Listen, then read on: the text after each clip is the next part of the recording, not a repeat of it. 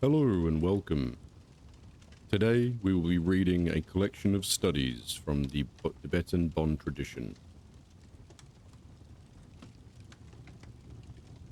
The Bon religious tradition of Tibet is often misunderstood as just another branch or sect of Buddhism. Such misconceptions on the part of the average Westerner may easily be forgiven when one considers the ignorance of the average Tibetan about the Bon religion. The historical predominance of Buddhism in all aspects of Tibetan political and social culture since the 7th century is responsible for such misconceptions. Bonpos, the follower of the Bon religion, had to endure centuries of persecution and social and political marginalization at the hands of the Buddhist majority. It is no small feat of survival and tenacity that in spite of such adverse circumstances, the small Bonpo religious communities, scattered in different parts of Tibet, have not only managed to preserve their distinct traditions and culture, but have also successfully begun to promote them internationally. Like Tibetan Buddhist traditions, Bon has a growing following in the West, both among academic circles and spiritual seekers. At home, it's enjoying a gradual revival within Tibet and among its majority, Tibetan community based mainly in Dholangi in Himachal Pradesh, India, and other small communities in Nepal. The founding fathers of the monastery, who also persuaded fellow Bonpos to come together to live in a separate Bonpo community at Dholangi, deserve credit for their vision and determination to preserve and restore their living culture in exile. Since coming into exile, there has been a progressive change in the perception and understanding of Bon among the majority Tibetan Buddhists. Many now respect Bon as a distinct and important religious tradition of Tibet and accord equal rights to freedom of belief and practice to the Bonpos. Under the democratic charter of the Tibetan government in exile, followers of Bon are entitled to be represented in the Tibetan People's Assembly by 2 elected representatives at par with the representatives of Sakya, Nyingma, Kagyu, and Gelug sects of Buddhism. Among the many causal factors for such a positive change are the fact of China's takeover of Tibet, His Holiness the Dalai Lama's non-sectarian and innumerable approach to all religious traditions, the equal political status granted to Bon as one of the major religious traditions of Tibet in the charter mentioned above. Professor Namkhai Nobu's persuasive validation of Bon religious culture as the native pre-Buddhist civilization of Tibet, the secularization and greater religious tolerance inculcated by the new generation of educated Tibetans, and greater knowledge and understanding of Bon, as promoted through the writings of Western and Tibetan academics like Giuseppe Tucci, David Snellgrove, R.A. Stein, Per Carven, and many others.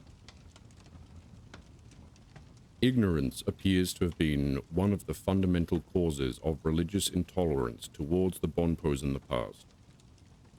Through the following paragraphs, an attempt is made to present the salient features of Bon religion. The term Bon, as used by Western scholars, has 3 connotations. 1. The pre-Buddhist religion of Tibet, which was gradually suppressed and supplanted by Buddhism in the 8th and 9th centuries. It is considered to have consisted of an elaborate ritual of king worship, concerned mainly with the safe passage of the soul, the deceased to the land of bliss transported on the sacrificial animals such as a yak, a horse, or a sheep, and the well-being and fertility of the living. 2.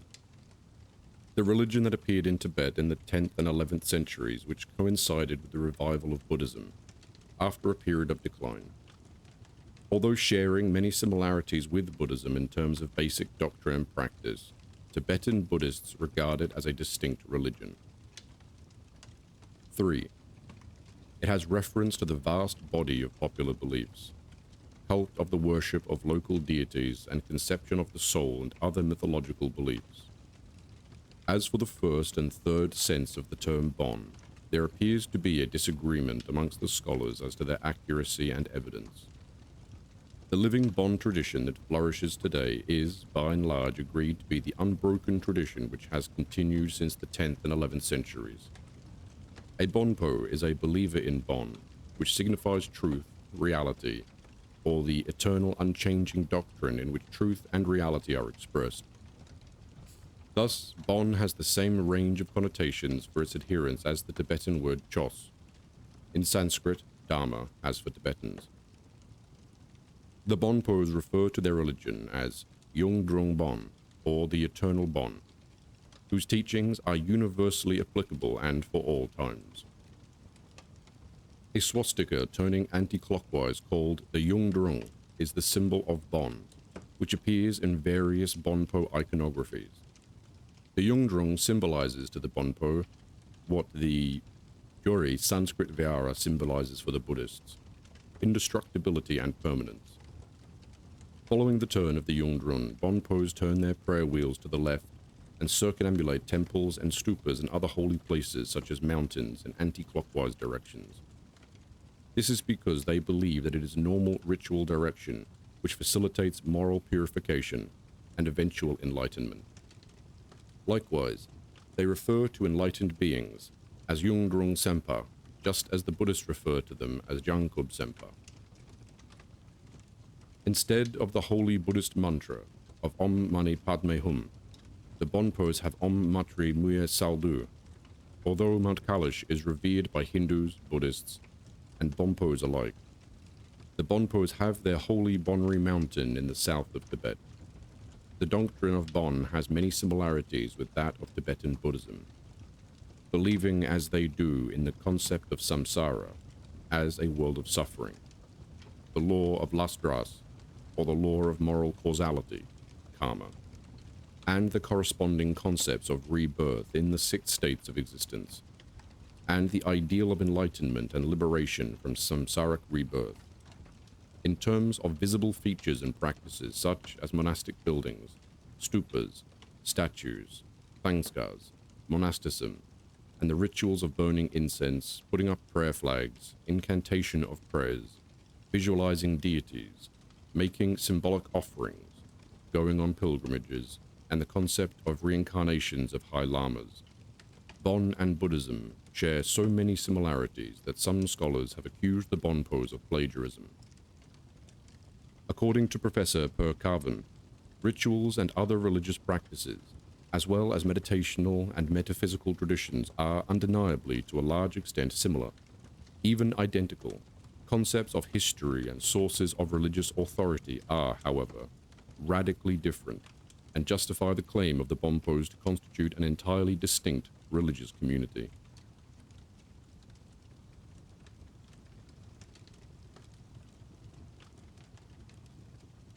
According to its own Bon historical perspective, Bon was introduced into Tibet many centuries before Buddhism and enjoyed royal patronage until it was finally supplanted by the false religion, Buddhism, from India in the 8th century. It is claimed that Bon flourished in a land until it was conquered and converted to Buddhism and assimilated into Tibetan culture. Although there is no agreement as to the exact location or extent and the ethnic and cultural identity of the Zhangzhun Empire, its historical reality is no longer in doubt. Many believe that the Zhangzhun Empire flourished in the present-day Nagari region of Tibet, centered around Mount Kailash in the west, concurrent with the Empire of Purugal in central Tibet, and the Empire of Sumpa in the east. Just as the major canonical texts of the Buddhism Tibetists have been translated from Sanskrit, the scriptures of Bon have, so the Bonpos claim, been translated into Tibetan from the language of Zhangzhung. Although the authenticity of Zhangzhung language is hotly debated, scholars like Eric Ha support its existence and even produced a bilingual Tibetan Zhangzhung vocabulary. The Bonpos believe that internal Bon was first proclaimed in a land known as Tsadzik, or Wolmo Lungren, which refers not just to a geographical country but also to a hidden, semi-paradisical land which latter-day humans can only reach in visions or by supernatural means after being spiritually purified. Thus, it has the same characteristics as the Buddhist holy land of Shambhala. Just as India is the holy land where the Buddha was born and preached the Dharma, Wolmo Lungren is the holy land where the founder, Tuenpa Sherab was born and preached the way of Yungdrung Bon. The Bonpos have a voluminous hieroglyphical literature, which Tunpa Sherab's exploits are extolled. Although there are those who contest the historical and literary genesis of Tuenpa Sherab, and even regard him as a misrepresentation of Shakyamuni, there are manifest differences in the lives of these two religious founders to negate such claims. Whereas Shakyamuni was a prince who renounced the world after seeing the true nature of samsara as being suffering, through reincarnation and renunciation of his worldly life and embracing asceticism, achieved enlightenment before showing others the true path. Tuenpa Sherab ascended the throne as a king, but traveled far and wide, propagating the doctrine of Bon and performing numerous rituals of purification.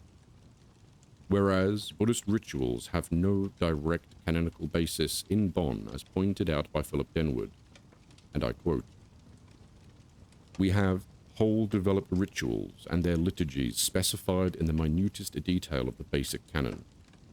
The propagation of Bon included the construction of temples and stupas, but not the foundation of monasteries.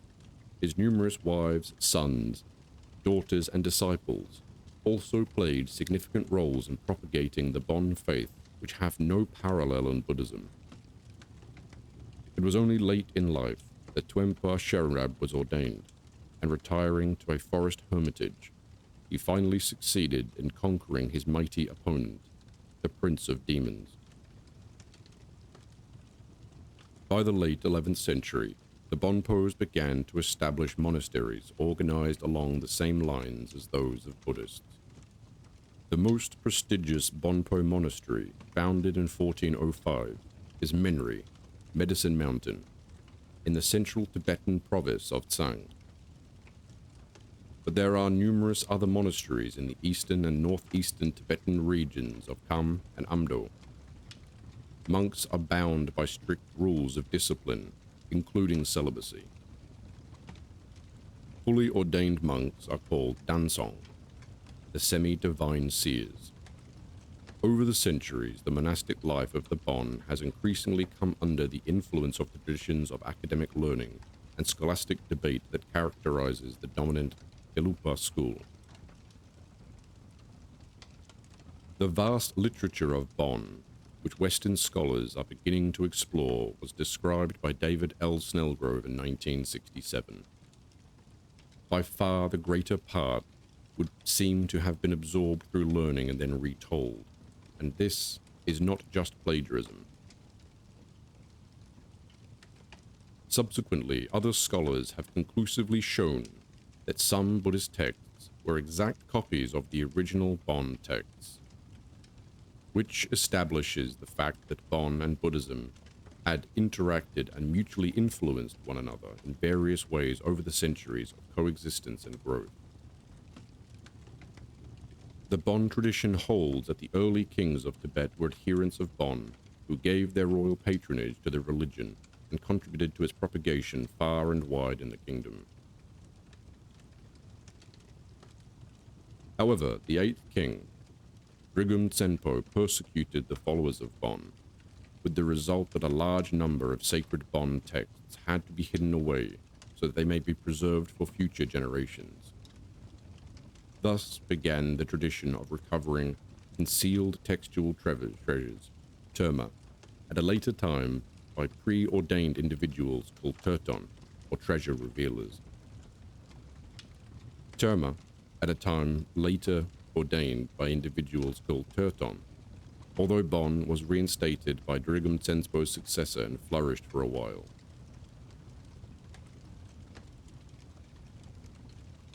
It was once more persecuted by King Trisong Jutsen in the 8th century, who, as a devout Buddhist, gave royal patronage to Buddhism and tried his best to undermine the power and influence of the followers of Bon in the government.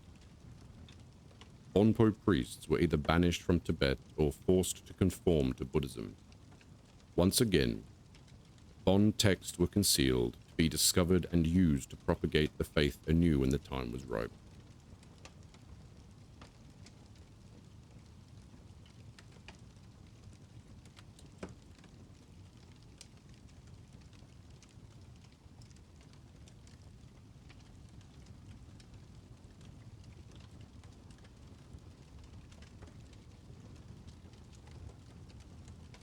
Once the rediscovery of such sacred texts began in the 10th century, the texts were considered to be derived ultimately from the teachings of Tuempa Sherab. They were collected to form a canon comprising of 190 volumes that constitutes the Bonpo Kagyu, or teachings. These are believed to have been compiled before 1450. The Bonpo Kagyu is divided into 4 parts: Mdo, the Sutras, Byum, Argud, and Dmzod, containing texts dealing with higher forms of meditation. Like Buddhists, Bonpos also have a vast collection of commentarial, philosophical, and ritual texts known as the Tangyo. The contents of the Tangyo are divided into 3 categories. External, including commentaries on a canonical text dealing with monastic discipline, morality, metaphysics, and the biography of Tuempa Shenrab. Internal, comprising the commentaries on the Tantras, including rituals focusing on the tantric deities and the cult of Dakinis, goddesses, whose task it is to protect the doctrine and worldly rituals of magic and divination. Secret, a section that deals with meditational practices. A significant genre within Bonpo literature is that of historiographical texts, the importance of which lies in the particular perspective on Tibetan history. The Tibetan Buddhist texts inevitably interpret the introduction of Buddhism into Tibet in the 7th and 8th centuries as a great blessing, preordained by Buddha, that ended the period of darkness and ushered Tibet into the age of learning, ethical living, and civilization. However, the Bonpo literature presents an altogether different picture. The introduction of Buddhism into Tibet is interpreted as a catastrophe that caused the suppression of Bon, leading to the setting of the sun of the doctrine, followed by the dissolution of the Tibetan state and the spread of moral and social anarchy. In spite of such understandable and contradictory perspectives on history which have been made worse by the polemical writings of both Buddhist and Bon scholars over the centuries, we are beginning to witness a period of religious tolerance and greater understanding that allows the religious tradition of Yungdrung Bon to flourish once again. For this, Western scholarship deserves a lot of credit in its dispassionate study and dissemination of factual knowledge about this indigenous religious culture of Tibet.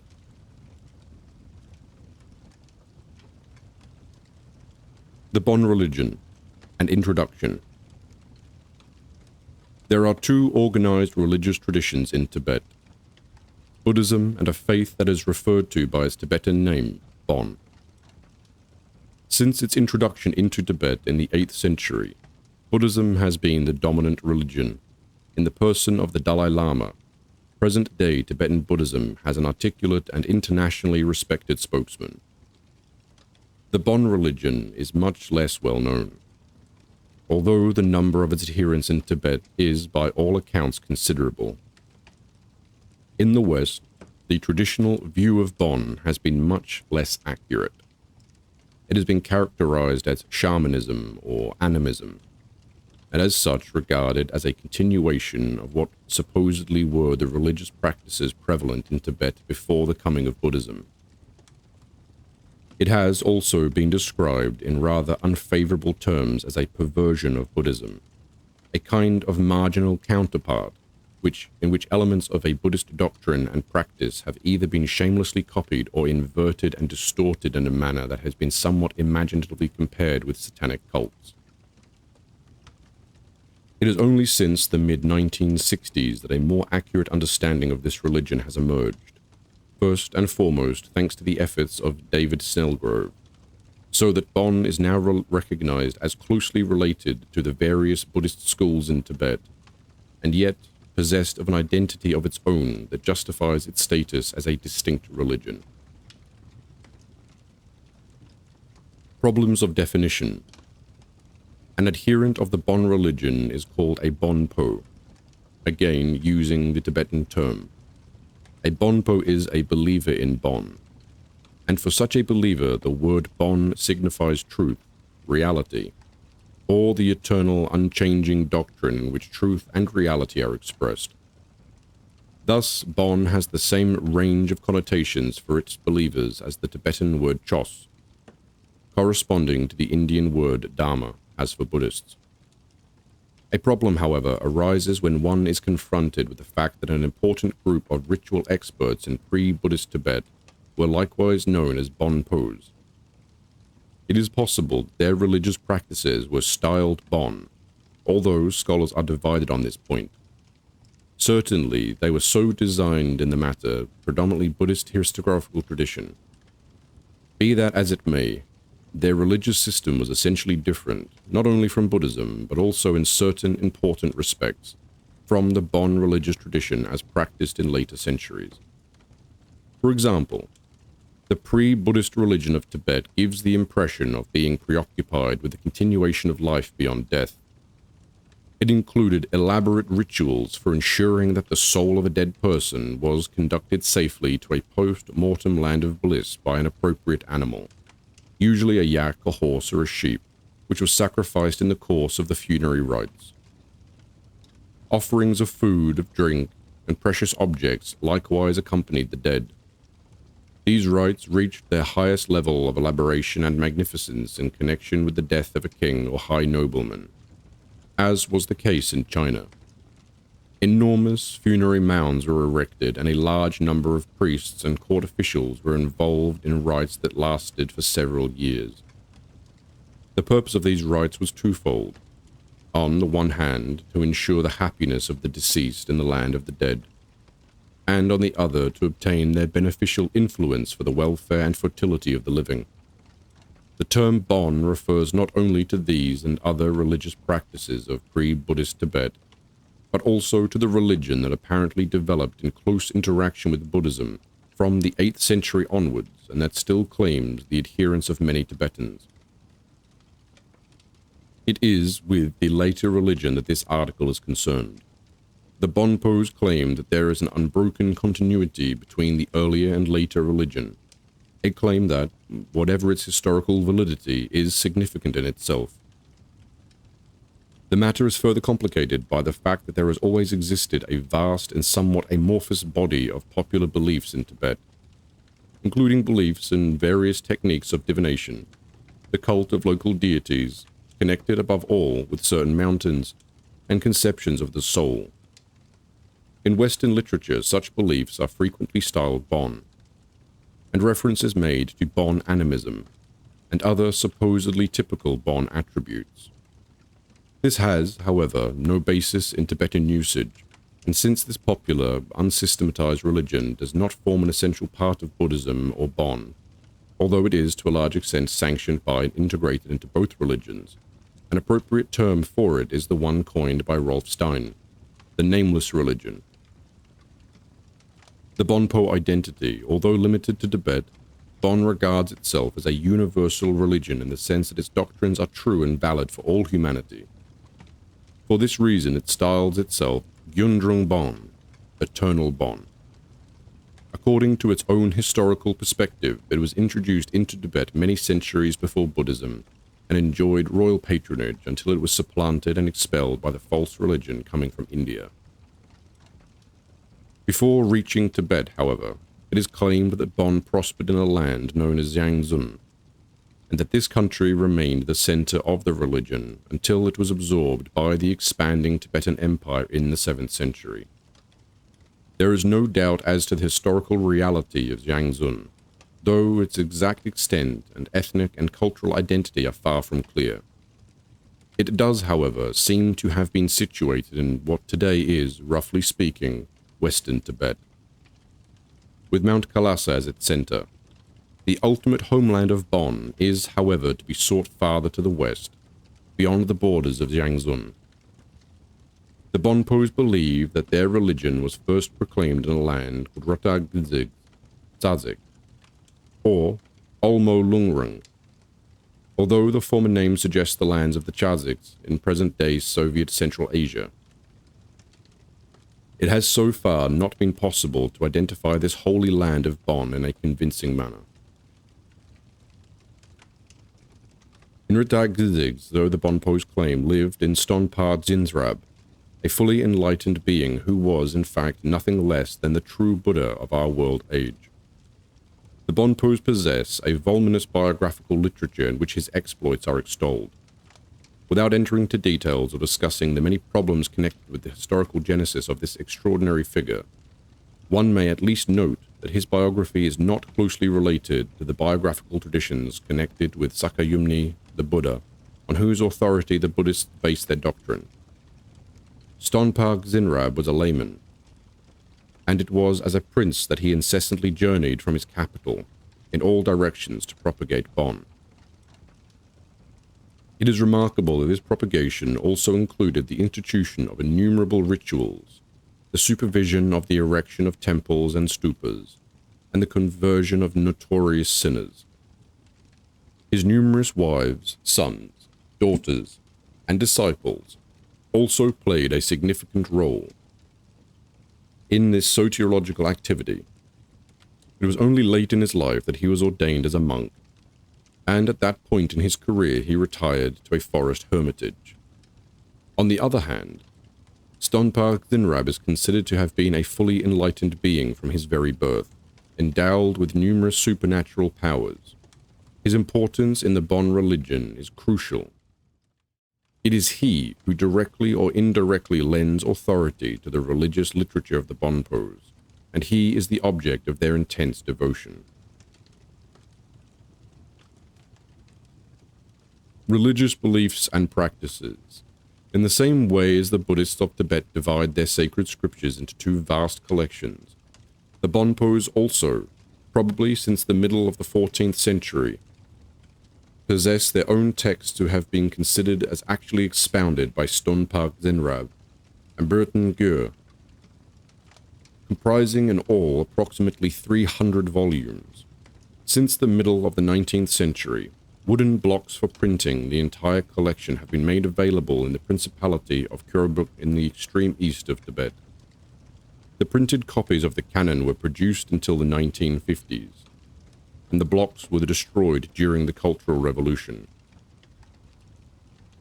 Large portions of Bukgir and Britain-Gyr may be reconstituted on the basis of texts published by Bonpo exiles living in India, and it seems that a complete set of the printed edition has survived the ravages of war and of the Cultural Revolution in Tibet itself.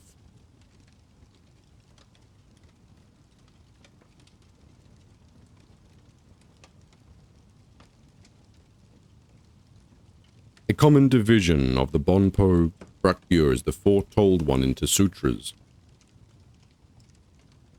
and the text dealing with the higher forms of meditation, the Tantras, and the Pranjin-Pramata. The Britain-Gyr is divided into three basic textual categories: external, including commentaries on the Vinaya, the Abhinimra, and the Sutras; internal, comprising the commentaries on the Tantras and the rituals focusing on the major tantric deities, as well as the cult of darkness, Yamapalas, and worldly rituals of magic and divination. And finally, secret, a section that treats meditation practices. A section containing treatises on grammar, architecture, and medicine is appended. For the sake of convenience, the Indian terms are corresponding to the Tibetan have been used here.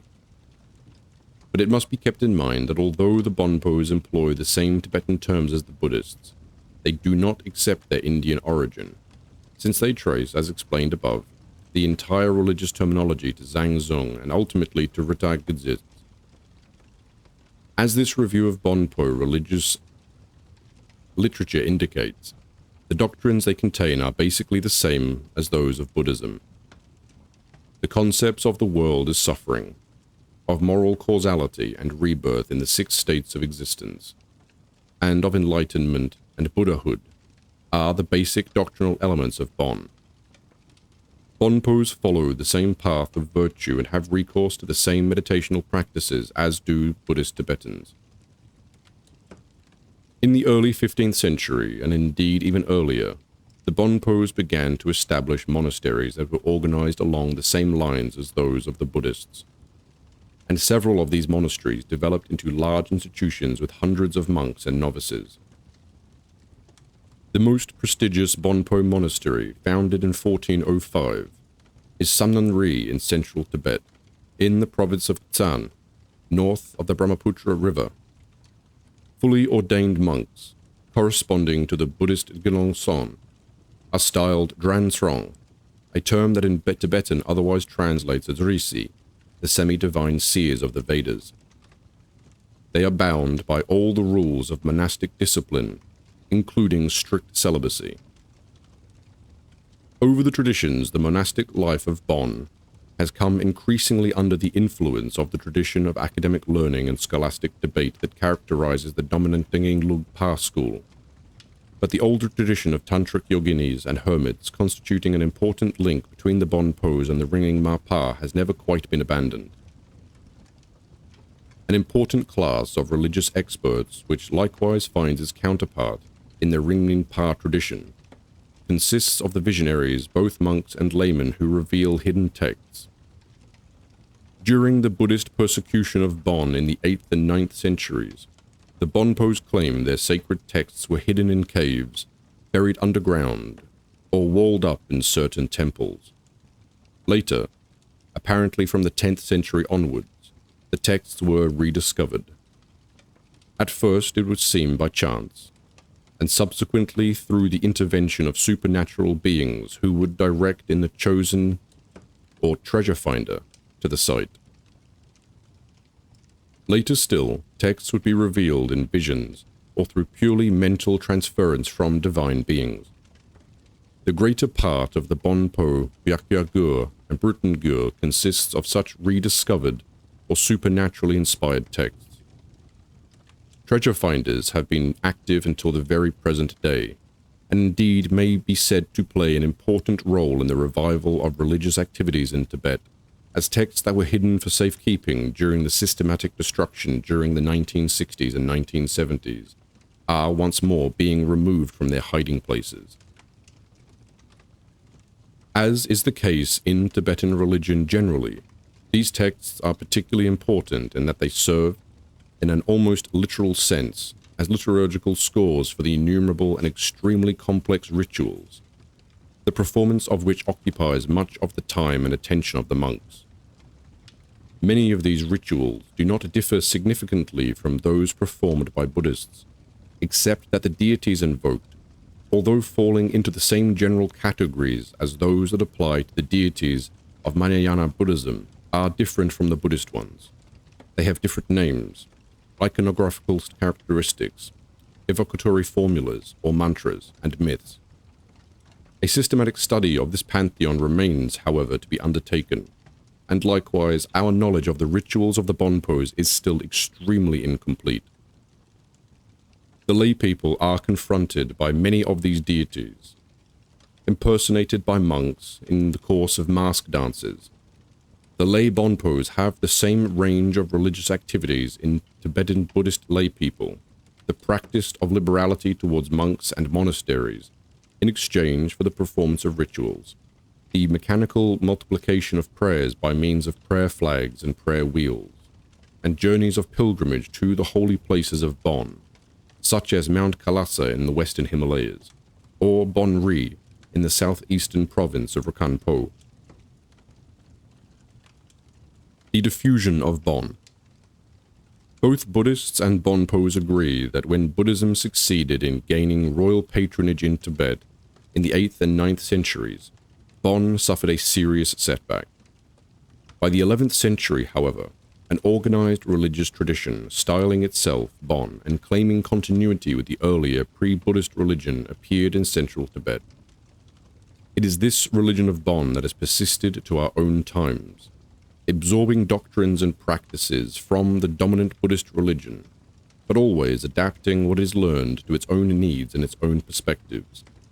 This is, of course, not just plagiarism, but a dynamic and flexible strategy that has ensured the survival, indeed the vitality, of a religious minority. Until recent years, Much has been made in Western literature of the fact that Bonpos perform certain basic ritual acts in a manner opposite to that practiced by the Buddhists. Thus, when circumambulating sacred places and objects, or when spinning their prayer wheels, the Bonpos proceed counterclockwise rather than following the Indian and Buddhist tradition, or circumambulation to the right. For this reason, it has been said that Bon, that its essence lay largely in contradiction and negation, and Bon's willful perversions and distortions have been pointed out. The error of such views cannot be too strongly emphasized. The Bonpos are conscious of no element of contradiction and negation in their beliefs and practices, but regard their religion as the pure path to liberation from suffering and rebirth. It is true that down through the centuries, Bonpo historiographers have generally regarded the introduction of Buddhism into Tibet as a catastrophe, which they have ascribed to the accumulated collective evil karma of the Tibetans. On the other hand, conciliatory efforts have not been lacking. Thus, one source suggests that Stonpa Zenrab and Sakayumi were really twin brothers.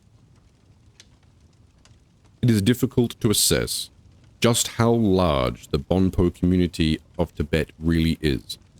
Certainly, the Bonpos are not an insignificant minority. Particularly in eastern Tibet, whole districts are populated by Bonpos.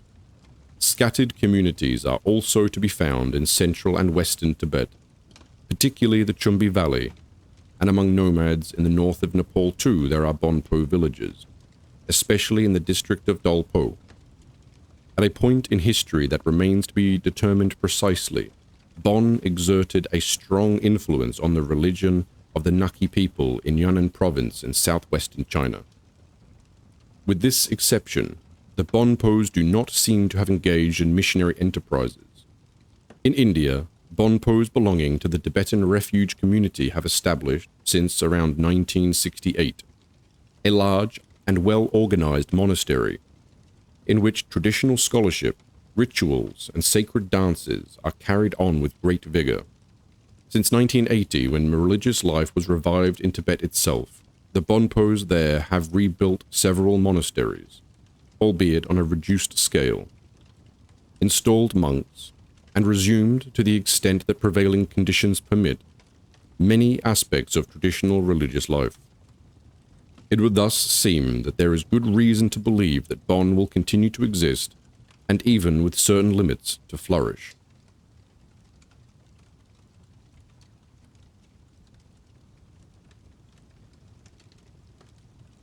The Bonpo tradition, the founder of Bon and his teachings. It is said that in a past age there were three brothers, Dagpa, Ksalba, and Shespa, who studied the Bon doctrines in the heaven named Sripa Yetsang, under the Bon sage Pumitri Loge Chechen. When they had completed their studies, they visited the god of compassion, Gishen Ila Odka, and asked him how they could help living beings who are submerged in the misery and sorrow of suffering. Shenla Okad advised them to act as guides to mankind in 3 successive ages of the world. To follow his advice, the eldest brother completed his work in the past world age, while the second brother took the name Shenrab and became the teacher and guide of the present world age. It will be the youngest brother, Shespa, who will come to teach in the next world age. According to the Bon religion of Tibet, about 18,000 years ago, Lord Tonra Shenrab, teacher and great man of the Shen, was born in the land of Olmo Lungering as part of a larger country called Tsadzig. Ol symbolizes the unborn, Mo the undiminishing.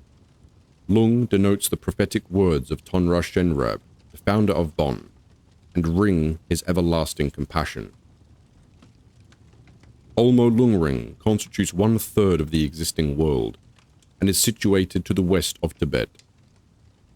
It is described as an 8-petaled lotus under a sky which appears like an 8-spoked wheel. In the center rises Mount Yungdrung, the pyramid of 9 swastikas. The 9 swastikas represent the 9 ways of Bon, which will be described below. The swastika or yongdrung is a symbol of permanence and indestructibility of the wisdom of Bon. At the base of Mount Yongdrung Gutsung sprung 4 rivers, flowing towards the 4 cardinal directions. The mountain is surrounded by temples, cities, and parks. To the south is Ba Po Sogbrad, a palace where Tonpa Shenrab was born. To the west and the north are the palaces where Tonra Shenrab's wives and children lived. To the east is Shampo Latsi, another temple. The complex of palaces, rivers, and parks, with Mount Yongdrung Gutseng in the center, constitutes the inner region of Olmo Lungrung. The intermediate region consists of 12 cities, 4 of which lie in the 4 cardinal directions. The third region includes the outer land. These 3 regions are encircled by an ocean and a range of snowy mountains. Tonpa Shenrab was born a prince, married while young and had children. At the age of 31, he renounced the world and lived in austerity, teaching the doctrine. During his whole life, his efforts to propagate the Bon religion were obstructed by the demon Kyahab Langring, that fought to destroy or impede Tonpa, until eventually the demon was converted and became his disciple. Once, while pursuing the demon to recover his stolen horses, Tonpa arrived in present-day Western Tibet. This was his only visit to Tibet. On this occasion, he imparted some instructions on the performance of rituals, but on the whole he found the people unprepared to receive more teachings. Before leaving Tibet, he prophesied that all of his teachings would flourish in Tibet when the time was ripe. Tonpa passed away at the age of 82.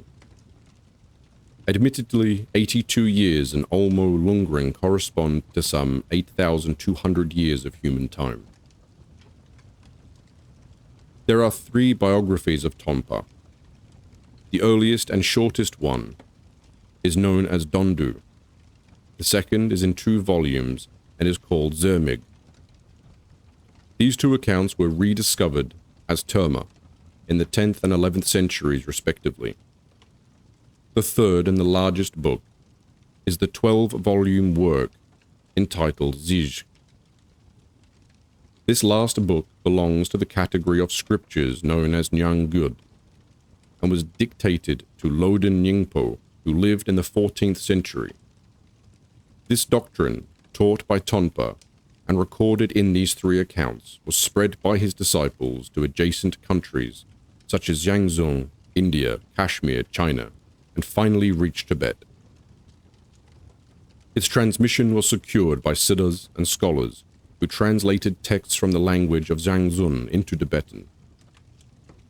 Of Tonpa Shenrab's many disciples, the foremost was Mucho Demrog, who in his turn taught many students, the most important of whom were the 6 great translators: Mucha Tre of Tsatzig, Trithyog Pasha of Zhangzun, Hulu Paleg of Sumpa, Ladak Nagdrol of India, Legag Tang Mangpo of China, and Sertog Chejam of From. They are regarded as especially important in the dissemination of Bon, because they translated the teachings into their own languages before returning to their countries to teach. Tonpa Shenrab taught his doctrines in 2 systems. The first classification is called the Thegpa Rigbu I Bon, the Bon of 9 successive stages, or, as it is more commonly known, the 9 ways of Bon, of which there are 3 versions: the Lo Gitir, or Southern Treasure, the Biang Gitir, or Northern Treasure, and the Debuk Gitir, or Central Treasure. The second classification is called the Gozi Dongda, the 4 portals and the treasury, the 5th. According to the system of the Aigo Gutir, The 9 ways are Kashen Thegpa, the way of the Shen of prediction, describes 4 different ways of prediction, by divination, astrology, ritual, and examination of causes. The Nyangzheng Thegpa, the way of the Shen of visible manifestation, expounds the origin and nature of gods and demons living in this world and the various methods of exorcism and ransom. The Thrul Shen Thengpa, the way of the Shen of magical power, explains rites for disposing of adverse powers. The Sid Shen Thegpa, the way of the Shen of existence, deals with the after-death state and with the methods for guiding sentient beings towards liberation or at least towards a better rebirth. Genyen Thegpa, the way of virtuous lay practitioners, guides those who apply the 10 virtues and the 10 perfections. Drangsong Thegpa, the way of the sages, contains the rules of monastic discipline. Akar Thegpa, the way of the White A, explains the practices and rituals of the higher tantras. Yeshen Thegpa, the way of the primordial Shen, stresses the need for a suitable teacher, place, and occasion for tantric practices, explains the mandala in greater detail, as well as instructions for deity meditation. Lamed Thegpa, the unsurpassed way, is concerned with the highest attainment through the path of great perfection.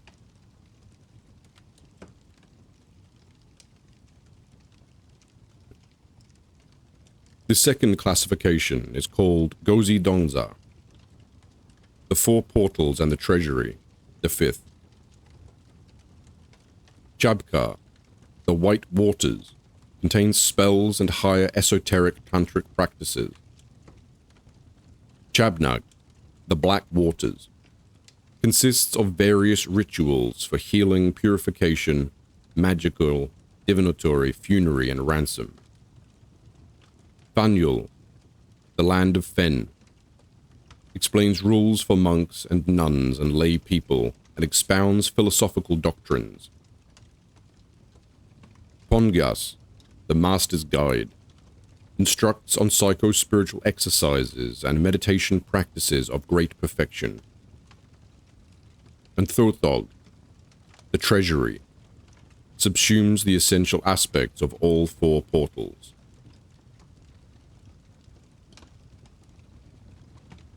The propagation of Bon in Xiangzun and Tibet.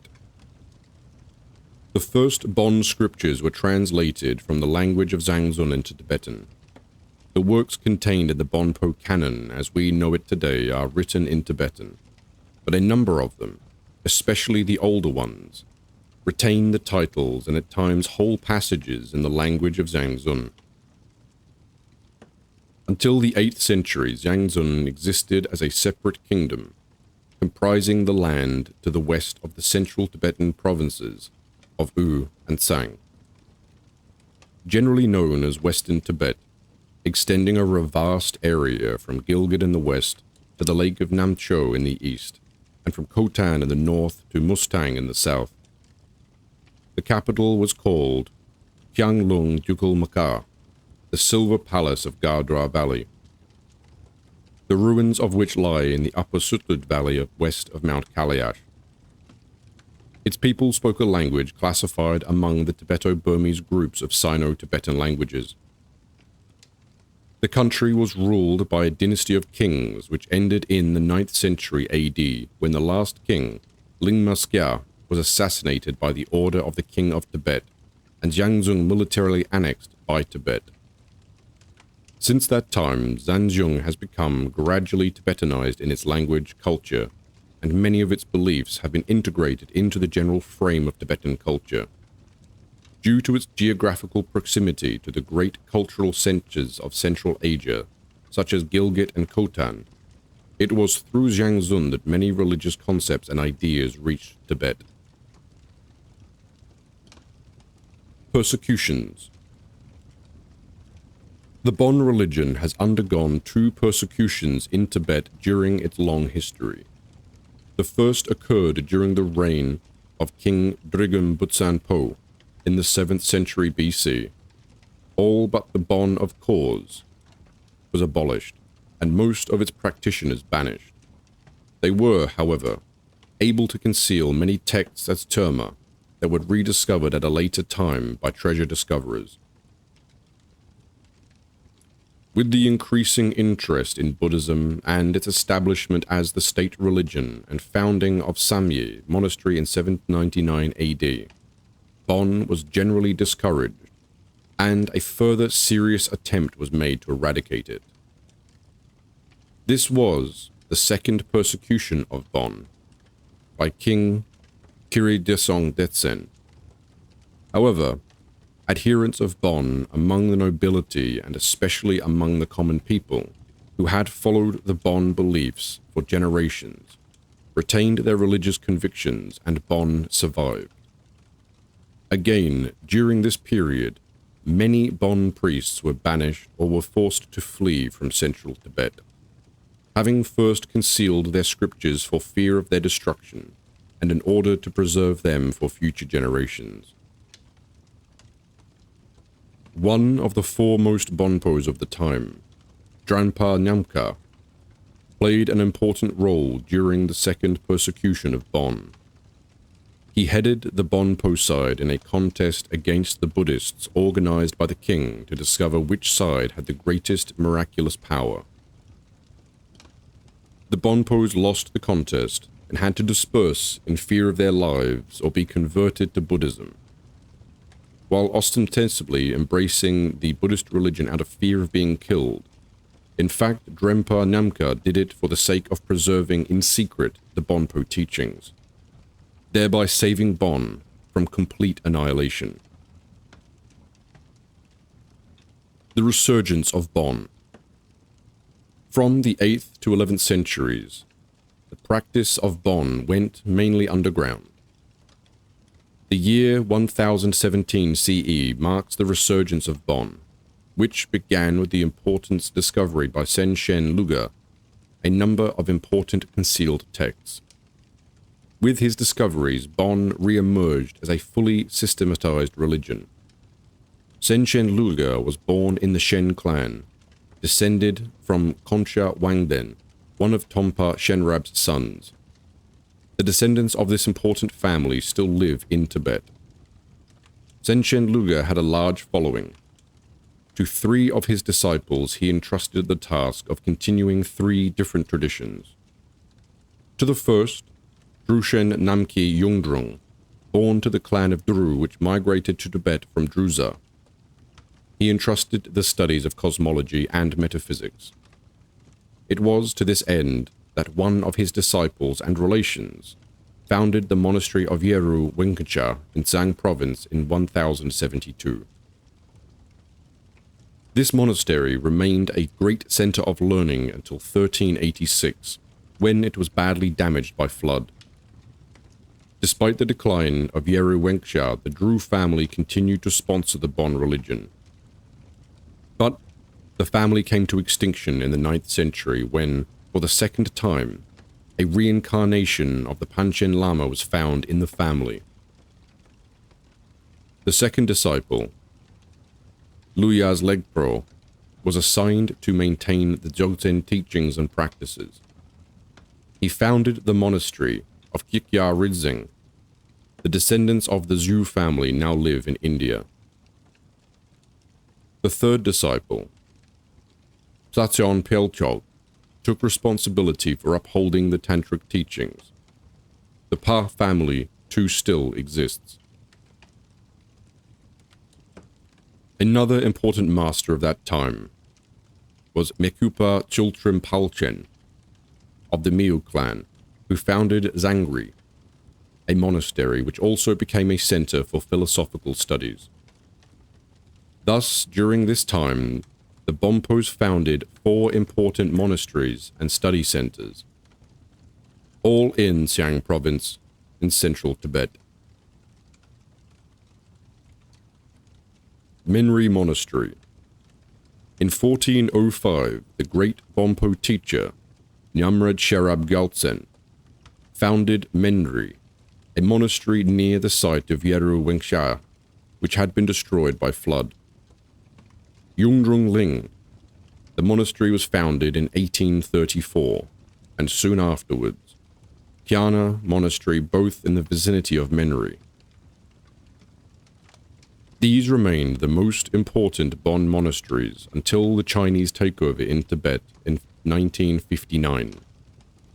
Following their inspiration, many monasteries were established throughout Tibet, especially in Kyungpo, Kham, Amdo, Yalrong, and Hor, so that by the start of the 20th century, there were 330 Bonpo monasteries in Tibet. Nyamred Gyaltsen was especially venerated for his great achievements and realization. He was known as a great reformer and reinvigorated the Bonpo monastic tradition, causing many monasteries to flourish.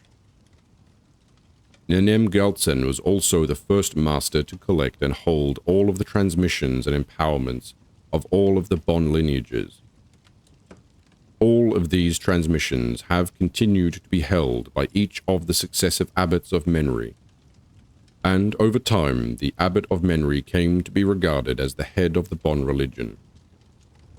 This tradition was officially recognized by the Tibetan government in exile in 1977.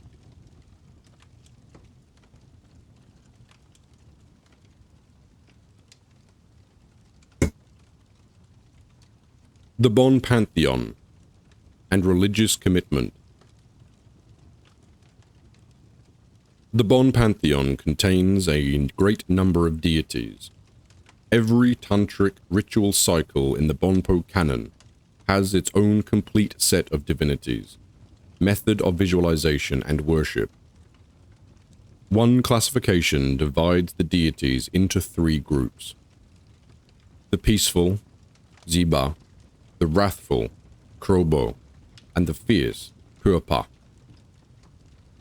Also, Bonpo cosmology describes groups of deities of light and darkness. The highest-ranking deities are Kuntu Zangpro, the Bonku, the Shenla Oka, the Dzogtu, and Tonpa Shenrab, the Tulku, who is the teacher of the present world age. The most important female deity is Jama, the loving mother, also known as Satrik Ersang. There are also sets of 1,000 Buddhas, and of the Buddhas of the three times, past, present, and future. Among the guardian deities, known as the Dharmas, protectors, the most important are the Sidpai Galmo, the female guardian of the Bonpo teachings, Midud or Midud Jampa Trago, the male guardian of the Menri monastery, and Tsiengo Herpa. The most general division of these deities is that which distinguishes between the super-mundane gods of the higher spheres and the demigods and minor deities who remain active in this world. To the latter group belong a whole host of mountain gods, local gods, evil demons, female demons, and other spirits such as the Dre, the Shri, the Klu, etc., etc. Religious commitment. Religious life among the Bonpos may take many varied forms. Here we will briefly examine the traditions of monastic life, Ignigpa, Dzogchen, and Chod.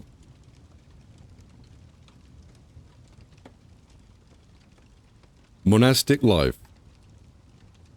According to Bon, it is by good actions and a virtuous life that a being achieves spiritual perfection and the spheres of the perfect Buddhas. The methods for reaching the highest goal were taught by Tonpa Shenrab and by successive Bonpo sages.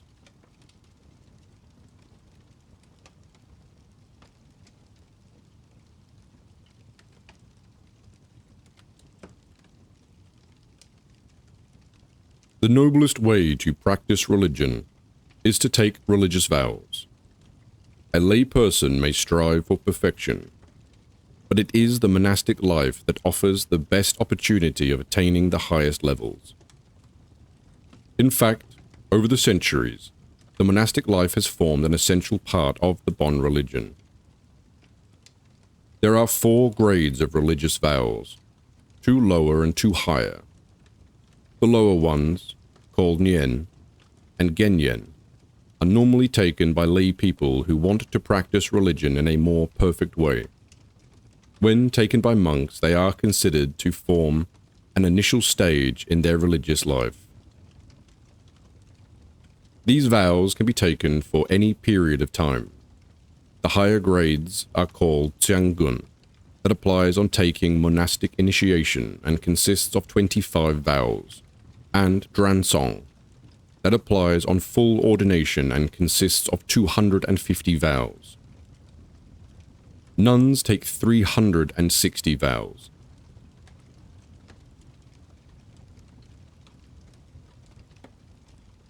Nyagpas.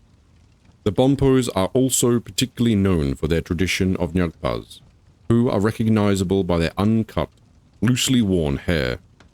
Nyagpas are lay practitioners who take vows of refuge, Genyen, and Nyagpa Genyen, that primarily practice Tantra.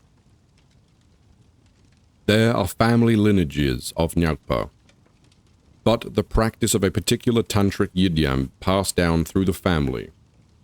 But any man may choose to become a Nyagpa and take the appropriate vows. Though a Nyagpa may marry, have children, and work in the world, he must spend a great deal of time in retreat and perform rituals when requested by villagers. While Nyagpas may perform many different rituals, they are particularly known for performing birth rituals, weddings, funerals, divinations, and pacification of ghosts or nature spirits. Typically, Nyagpas live with their families in villages, but many Nyagpas also congregate in Bonpos, the Nyagpa equivalent of a monastery. Dzogchen. Along with this spiritual life, there are special methods of practicing in the pursuit of spiritual perfection. The most highly esteemed practices are those of the Dzogchen, or the Great Perfection traditions. There are 4 streams or methods of meditation in Dzogchen, collectively known as A Dzog Nyugyen, the teaching on A, founded in the 11th century by Dampa Mu Gongji Rito Chenpo.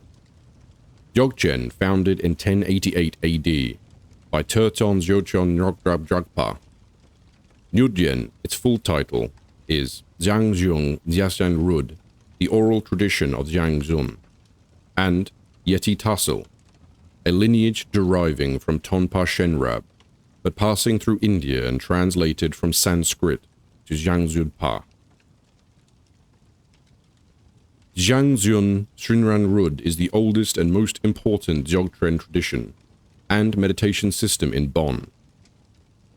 While the other 3 are Terma traditions based on rediscovered texts, the third is an oral tradition based on continuous transmission by an uninterrupted lineage of masters. The Zhangzhun Nyagrud cycle of teachings was first put in writing by the important 8th century master, Gyurfung Nangzia Lopo, the foremost disciple of Taparissa, revered by Bonpos as the union of all of the lineage masters. Chod. There also exists another important system of meditation called Chod, cutting the ego, which is performed by lay practitioners, Nyagpa and monks alike. The purposes of Chod are to generate generosity, dispel fear, and overcome attachment. This has been only the briefest of introductions to the rich religious traditions of Bon. It is not possible to capture the full depth and breadth of one of the world's great religions, but hopefully the reader will have some taste for what the Bonpos value.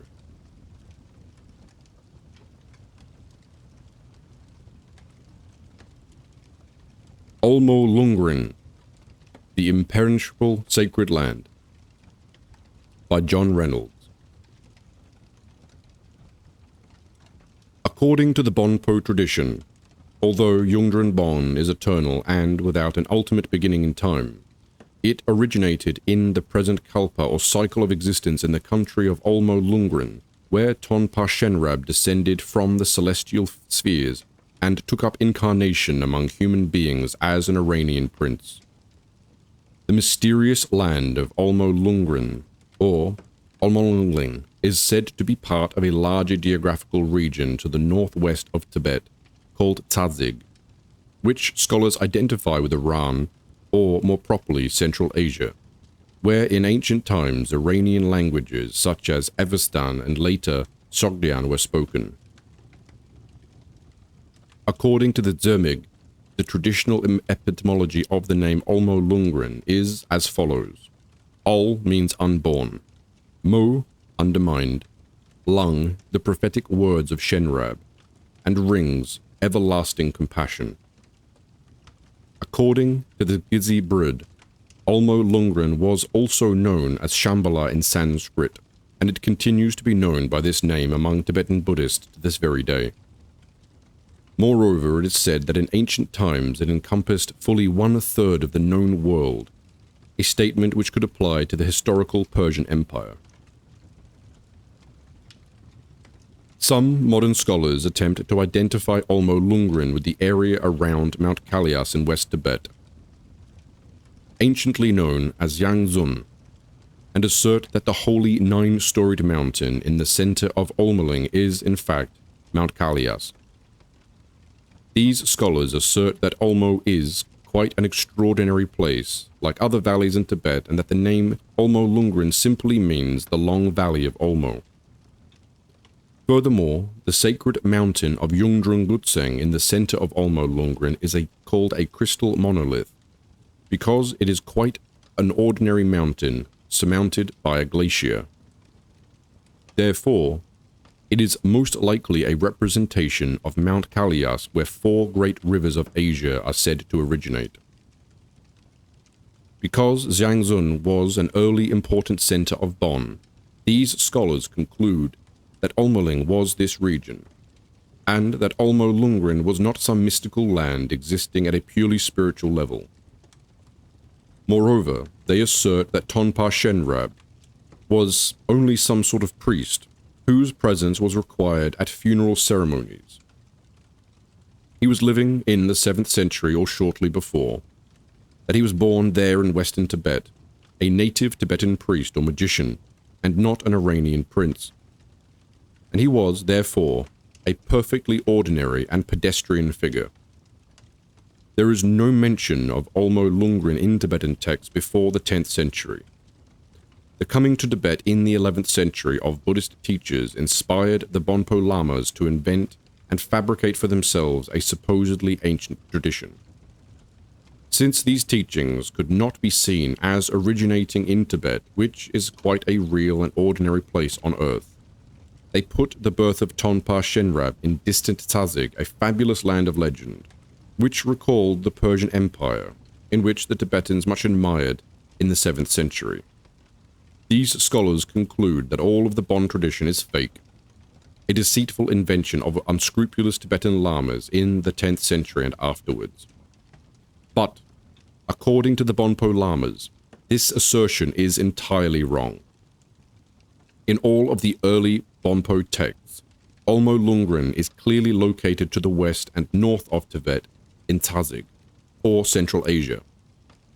Moreover, there are 2 Tazigs, one of a heavenly nature, and one which is quite physical, located in Central Asia.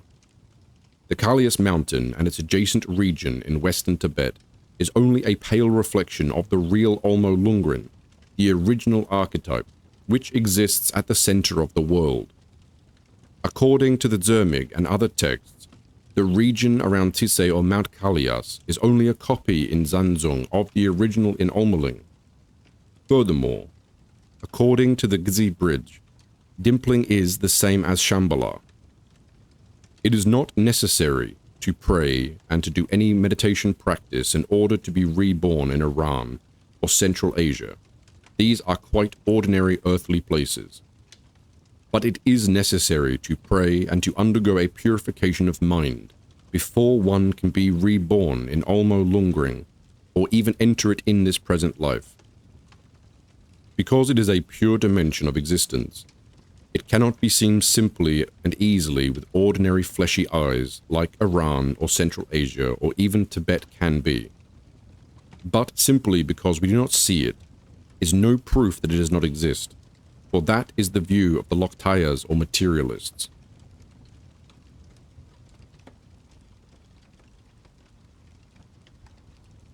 The Bonpo account of the hidden land of Olmo Lungring is found in the Zermig and the Zer Bridge. There it is explained that Olmoling is physically part of our world and is not an imaginary holy land, nor a celestial pure realm like the Sukhavati or Dewachan of the Buddhist Amibata. Symbolically, Olmo Lungring is the geographical, psychic, and spiritual center of our world of Jambudvipa. And at its center rises the holy mountain of 9 levels, known as Yundrung Gutsing, which links heaven and earth. It is a kind of axial mundi connecting 3 planes of existence: the heaven worlds, the earth, and the nether regions. Therefore, Olmo Lungring possesses a different ontological status than ordinary geographical regions and countries. In terms of our own age, it is a hidden land, or Bayul, inaccessible to all but realized beings or siddhas. This land is said to be inhabited by Vidyaharas, or holders of esoteric knowledge. It exists on Earth, but it is not an ordinary country or nation which could be observed from an orbiting satellite or sighted from a high-flying plane, for it possesses a special reality all of its own. It is in this world, but not quite. It is part of our physical geographical world because it is located in Sazig, yet it partly exists in another spiritual dimension, and although material, it is in a certain sense imperishable and indestructible. When, at the end of the Kalpa, the world will be destroyed and consumed by fire, Olmo Lungren will spontaneously rise up and ascend into the sky, and there it will merge with its celestial archetype in the heavens, which is called Sidba Yesang. Olmo Lungren is truly the imperishable sacred land. Olmo Lungren, or Shambhala. This imperishable sacred land, which is the spiritual center of the world, existed on Earth from the very beginning of the human race. It was the place where the celestial gods of the clear light descended from heaven to earth in order to take up incarnation as human beings and ensoul the physical bodies which had been prepared for them. Since that time of the beginning, Olmo Lungren has been the sanctuary of wisdom and the receptacle of the highest mystical teachings being brought down from above. All of the inhabitants of that land have entered upon the path to enlightenment, and for this reason it is said to be the land of the Vidyaharas beyond the Himalayas, spoken of in the Puranas and other ancient books of India.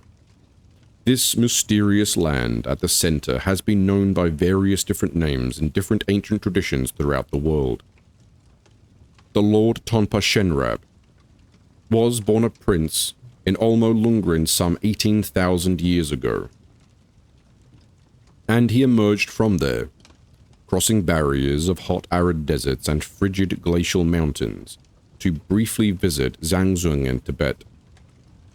After his parinirvana in 7817 BC, his reign in Olmo Lungren was followed by a successive line of adepts or initiate priest kings, who even today are the guardians and custodians of the eternal wisdom tradition. Thus, Olmo Lungren is not only an earthy paradise filled with shining white cities, multi-storied temples and palaces, lush gardens and pleasure groves, but a hidden sanctuary of the gnosis that holds a precious treasure of greatest price, the supreme secret. This is the precise knowledge of who we really are, whence we have come and whither we go. In mystical terms, it is the secret sanctuary hidden in the heart of every living being, the place of Buddhahood.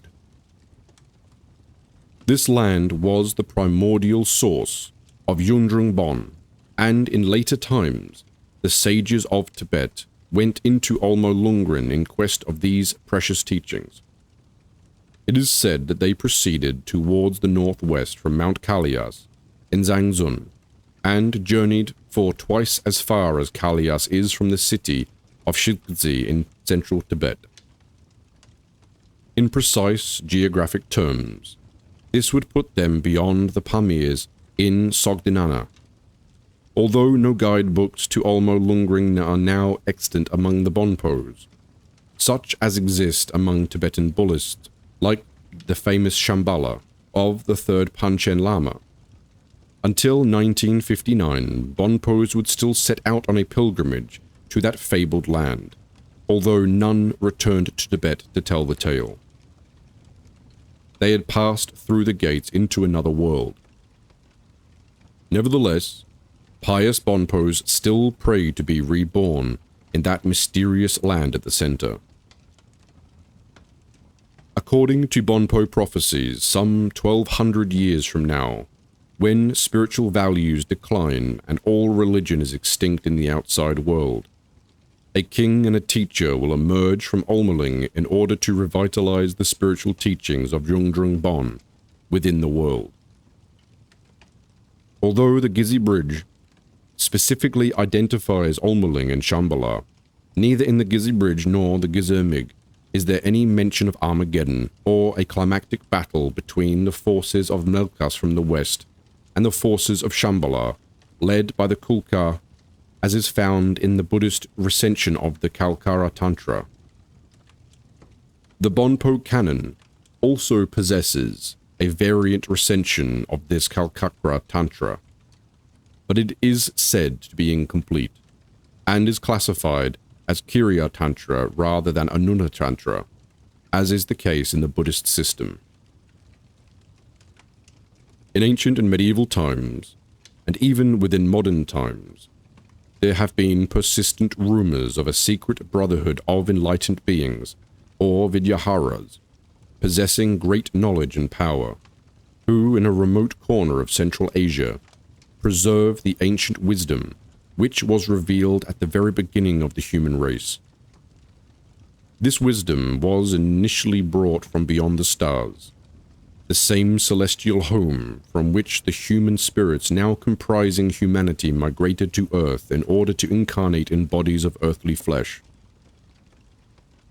But this mysterious land at the center where the gods first descended remains perpetually concealed from the profane eyes of the spiritually immature and the merely curious, because without a purification of the individual's impure karmic vision, the land at the center remains imperceptible to the ordinary fleshy eye. To behold this dimension, the individual must possess pure vision and open one's wisdom. Habitual thoughts and preconceptions condition how the individual perceives reality.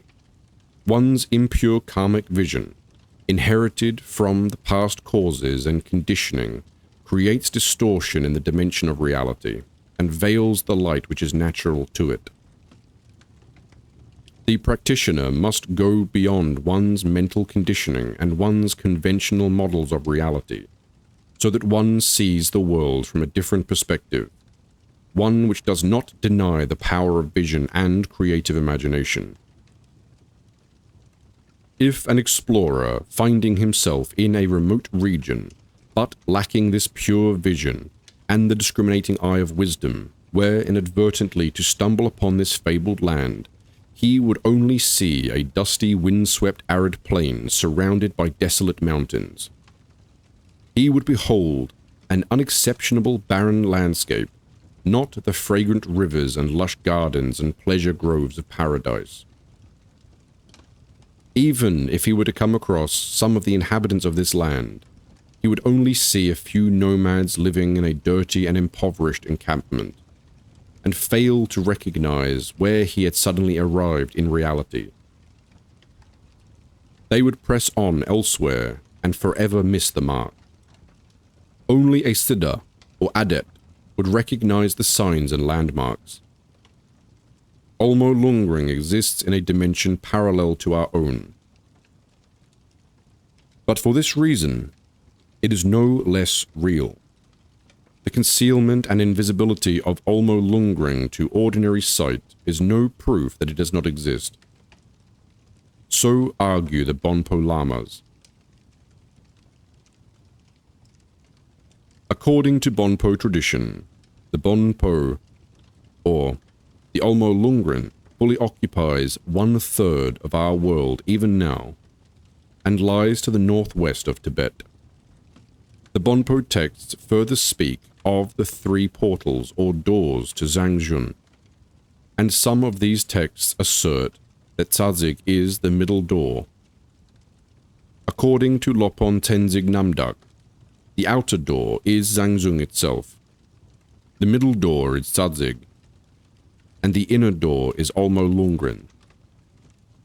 From the innermost gate outwards, this represents the movement or progress of the teachings of Yungdrun Bon into the outer world and especially Tibet.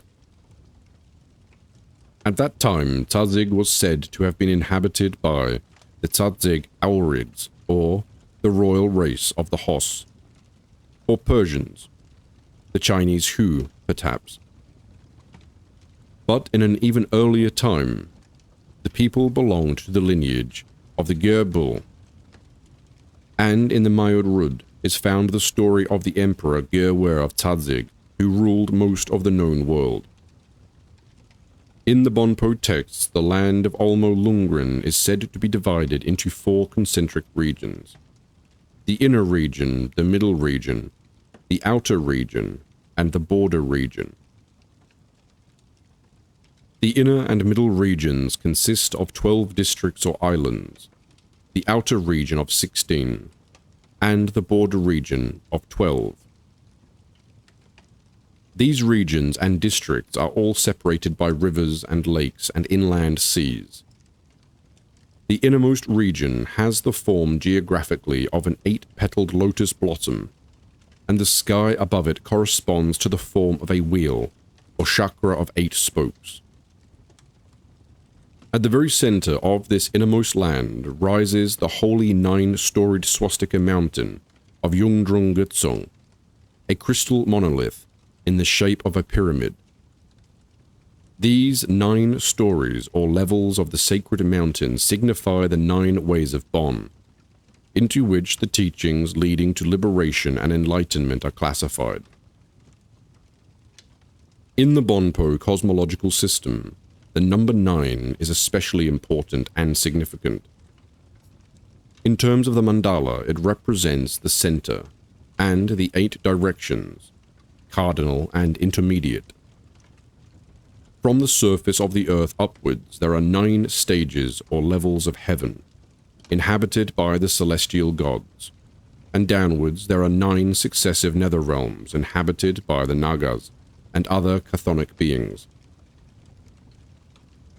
The world mountain at the center links together these 3 levels of existence, heaven and earth and underworld. From the mountain, the adept way travel freely, ascending upward or descending downwards to other worlds and dimensions. This cosmology is shared with ancient North Asian shamanism. In Bonpo symbolism, the swastika or yungdrun corresponds to the vajra or diamond. In the Indian Buddhist system, both of them indicate something that is everlasting, indestructible, and pure.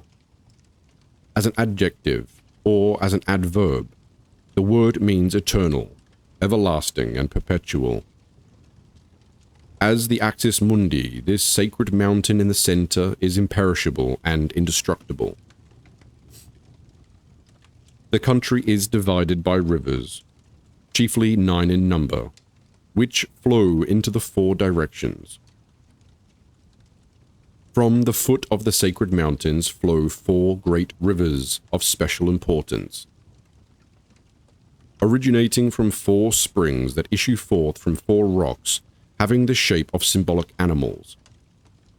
The river Nara arises from a spring in a lion-shaped rock and flows to the east. The river Pakshu arises from a spring in a horse-shaped rock and flows to the north. The river Kimshang arises from a spring in a peacock-shaped rock and flows to the west. And the river Sindhu arises from a spring in an elephant-shaped rock and flows to the south. The land is filled with a complex pattern of shining cities, temples and palaces, parks and pleasure groves, lakes and bathing pools. Like the descriptions of Shambhala found in the Buddhist tradition, it is truly an earthly paradise. Around the base of the sacred mountain in the center are literally hundreds of cities, palaces, and temples, but among them are 4, which is especially important. To the east of the mountain is the shining white temple of Shampo Latsi. To the south is the great palace of Bapo Sogyad, where Tonpa Shenrab had lived and was born. To the west is the palace of Trimon Galzad, where the chief queen of Tonpa Shenrab lived and where 3 of his children were born. And to the north is the palace of Kongma near Ungchun, where another of his queens was and many more of his children were born. Surrounding this innermost region in every direction is an intermediate region with 12 great cities, 4 in each of the 4 cardinal directions.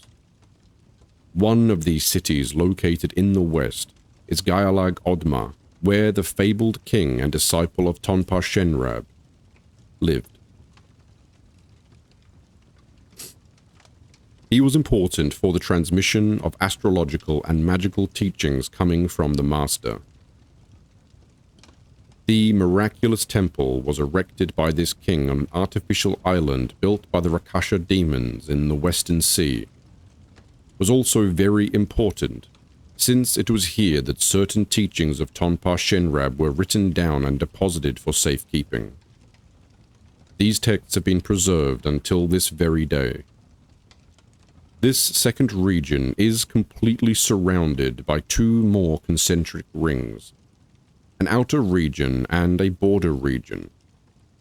As said above, these regions and their subdivisions are separated by rivers and other bodies of water.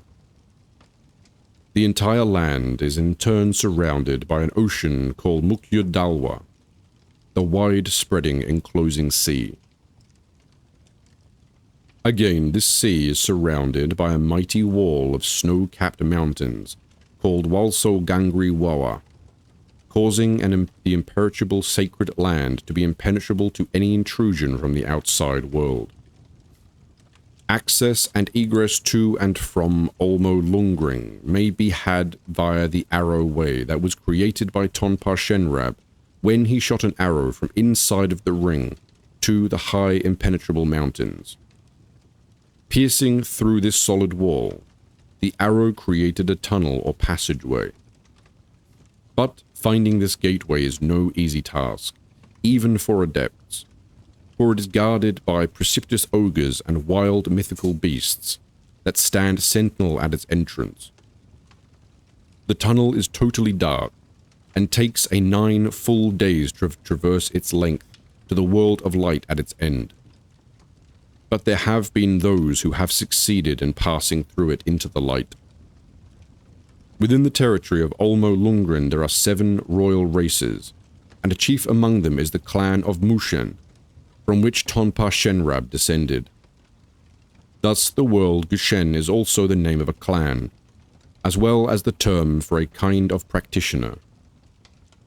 Besides the Mushen, there were 6 more royal races ruling in Olmo Lungren: the Hos, the Shag, the Po, Rugya, Guto, and Nungyan. There are also classes of ministers, merchants, artisans, commoners, and so on. all of the people living in the center and in the districts of the innermost region speak the language of the eternal swastika gods. In the middle region, consisting of 12 islands or districts, there are 8 great rivers in different directions, and in the valleys along these rivers, the peoples speak different languages and dialects. Whereas the language in the inner lands is that of the swastika gods, here in the 12 middle lands the people mainly speak and write the 8 transformed languages, each of which is associated with one of the great rivers as follows. Gitsangma Ikaskad, along the Nara Dazra River in the east. Dagpa Ihaskad, along the Pakshu River in the north.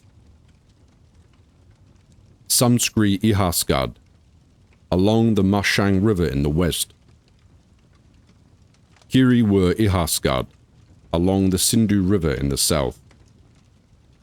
Horsi Frulskad, along the Ganga River to the southwest. Isposi Prulkad, along the Sita River in the southwest. Sigunung Frulskad, along the Sengar River in the northwest. And Sungchi Frulskad, along the Serdan River to the northeast. In the middle and outer lands there are 10 languages, which are major, and some 164 lesser dialects. The letters used in writing these languages have both large and small forms and are based on an original Sungspo or alphabet. These letters had many different shapes, and it is difficult to find examples of them today. In any event, all of these forms of writing were based on an original celestial prototype and are not merely an earthly invention. Thus, from the times of the very beginning of humanity, Olmo Lungren, where direct communication between heaven and earth has persisted until the present, has continually been the source of knowledge, guidance, civilization for the outside world.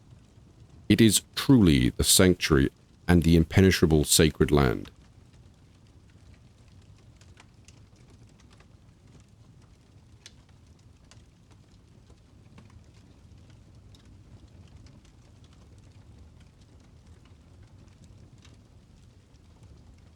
Bon, a heterodox system from Chapter 16 of Introduction to Tibetan Buddhism by John Powers.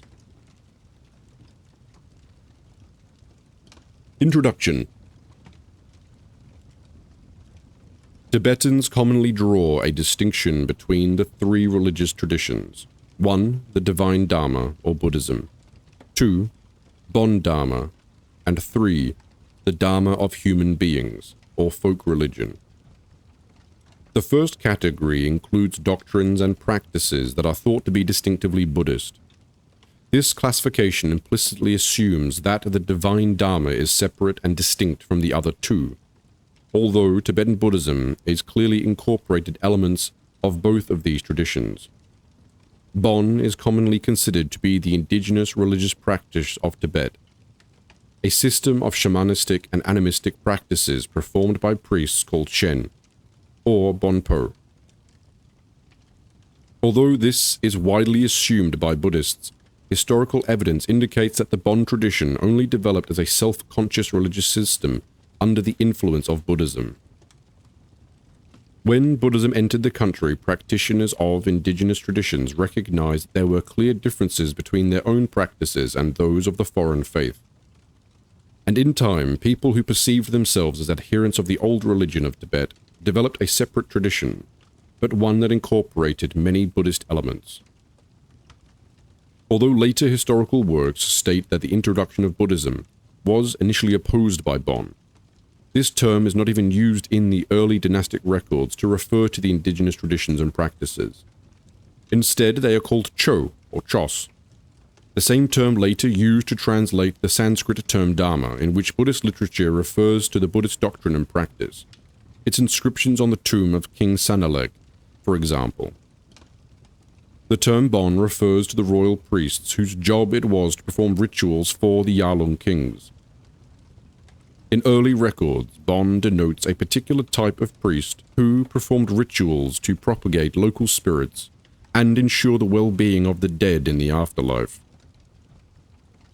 It is only much later, under the influence of Buddhism, that Bon comes to designate pre-Buddhist Tibetan religious practices in general. It should also be noted that the rituals performed by these early priests, as reported in the old records, appear to differ substantially from contemporary Bon. As per Kavanin notes, for example, they were by all accounts concerned with the safe care of the dead through ceremonies intended to ensure their safe journey to the afterlife and their material prosperity after arrival. The rituals of the Bon often invoke sacrificing animals, making offerings of food and of drink, and burying the dead with precious jewels, the benefits of which were apparently transferred to them in the afterlife through shamanistic rituals.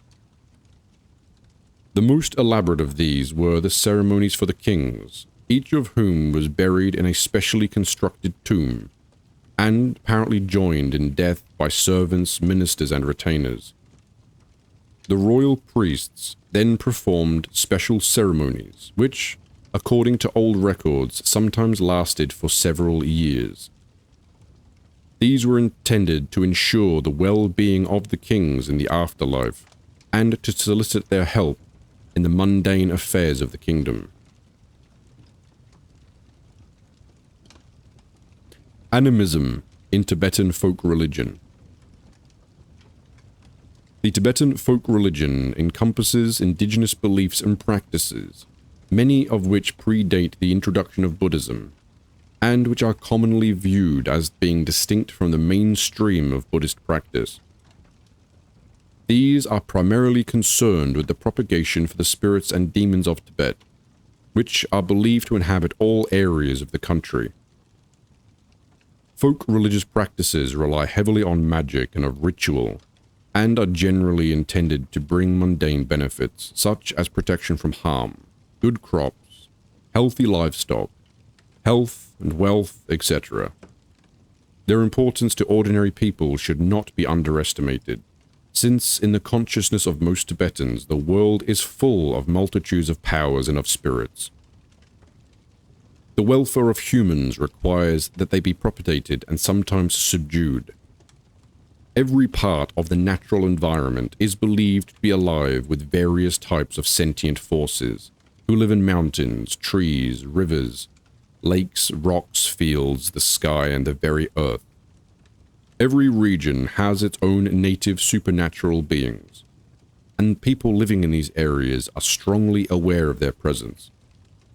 In order to stay in their good graces, Tibetans give them offerings, perform rituals, and sometimes refrain from going to particular places as so to avoid the more dangerous forces. In the often harsh environment of Tibet, such practices are believed to give people a measure of control over the unpredictable and hazardous surroundings. With the almost total triumph of Buddhism in Tibet, the folk religion became infused with Buddhist elements and practices, but it still remains distinct in the minds of the people, mainly because its focus is on pragmatic mundane benefits, and not on final liberation or the benefit of others.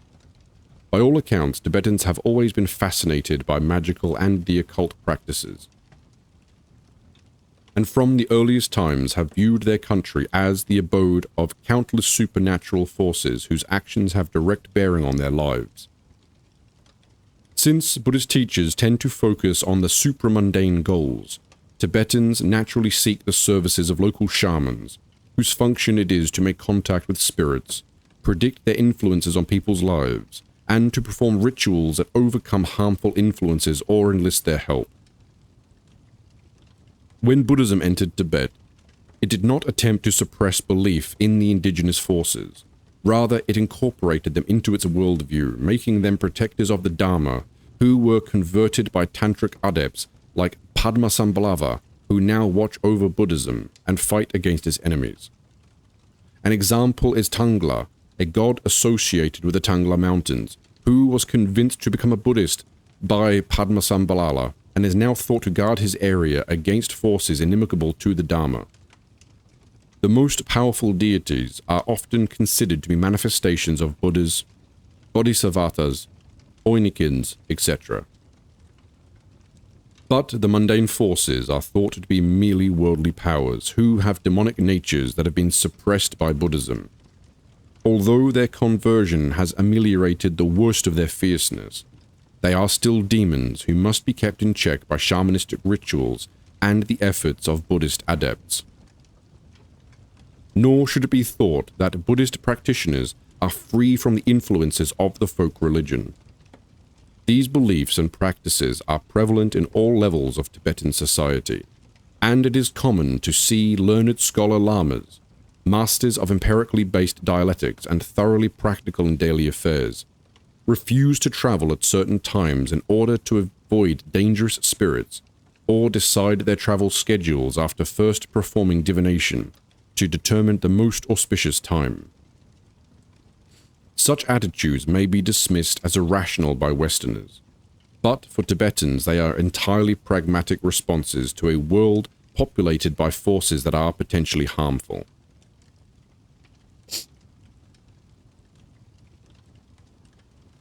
Types of spirits. According to folk beliefs, the world has three parts: sky and heavens, earth and the lower regions.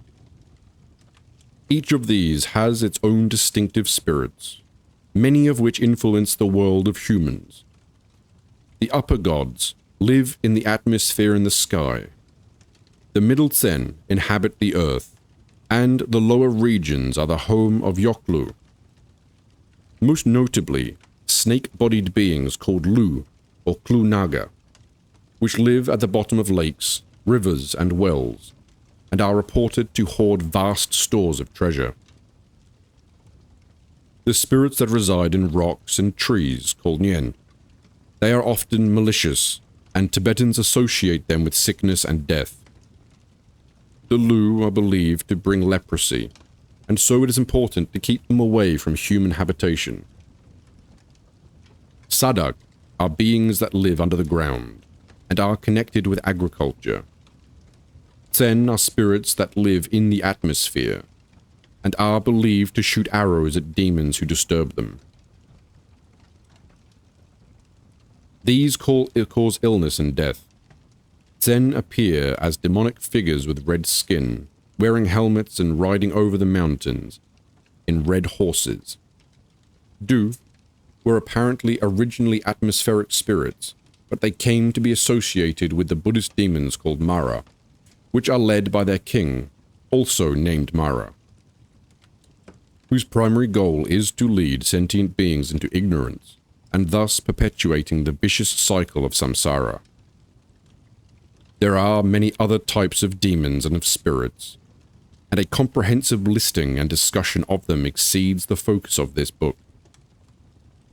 Because of the great interest most Tibetans have in these beings, and the widespread belief in the importance of being aware of their powers and remaining in their good graces, the folk religion is a rich and varied system with a large pantheon, elaborate rituals and ceremonies, local shamans with special powers who can propitiate and exorcise, and divinatory practices that allow humans to predict the influences of the spirit world and take appropriate measures.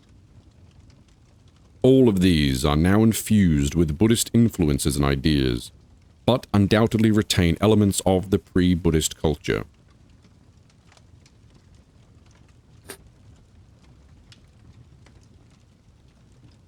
Bon teachings and practices. Adherents of Bon view their tradition as being distinct from Buddhism. Although it clearly contains many Buddhist elements, the term Bon for Bon Pose signifies truth, reality, and the true doctrine, which provides a path to liberation. For Bon Pose, Bon has roughly the same range of meanings that the whole term Cho has for Tibetan Buddhists. It refers to their religion as a whole. teachings and practices which are believed to have been revealed by enlightened beings who took rebirth in order to lead others to salvation. Bon today has absorbed many Buddhist elements, and many of its teachings are strikingly similar to those of Tibetan Buddhism. David Snellgrove contends that it has incorporated so many elements of Buddhism that it has become a form of Buddhism itself, and may fairly be regarded as heretical, in that those who follow it have persisted in claiming that their religion was taught not by Sakyamuni Buddha, but by Shenrab, likewise accepted as Buddha, and that it came not from India, but from Tazig, by way of Zhangzhun. Such are the Bonpos who have managed to hold on down their own orthodox understanding of their own indigenous religion. While they are constantly and quite wrongly identified by other Tibetans as persistent practitioners of pre-Buddhist Tibetan religion. In Buddhist sources, the Bonpos are commonly portrayed as malicious reactionaries, whose manipulations hindered the dissemination of the Dharma, and caused Santari Skata to be driven from the country, and who tried to prevent Padmasambhava's arrival. As Snellgrove and Richardson contend, however, such characterizations are probably unfair to Bon and are written from a rather narrow perspective. Like all national historians, Tibetan writers of history see everything from a Tibetan point of view, and, being fervent Buddhists as well, they inevitably see everything from a rather special Tibetan Buddhist point of view. Their view of the world around them is a simple one. Insofar as it furthers the interests of their religion in general, and their own religious order and monastery in particular, it is good. Insofar as it works against their religion, their order, and their monastery, it is evil. Internally, the Bonpos tend to become the scapegoat for everything that has rendered the Buddhist conversion of Tibet at all difficult. While most Tibetan Buddhists themselves remain almost innocently unaware of the great variety of pre-Buddhist beliefs and practices that they have absorbed as and accepted as a part of their daily thoughts and actions.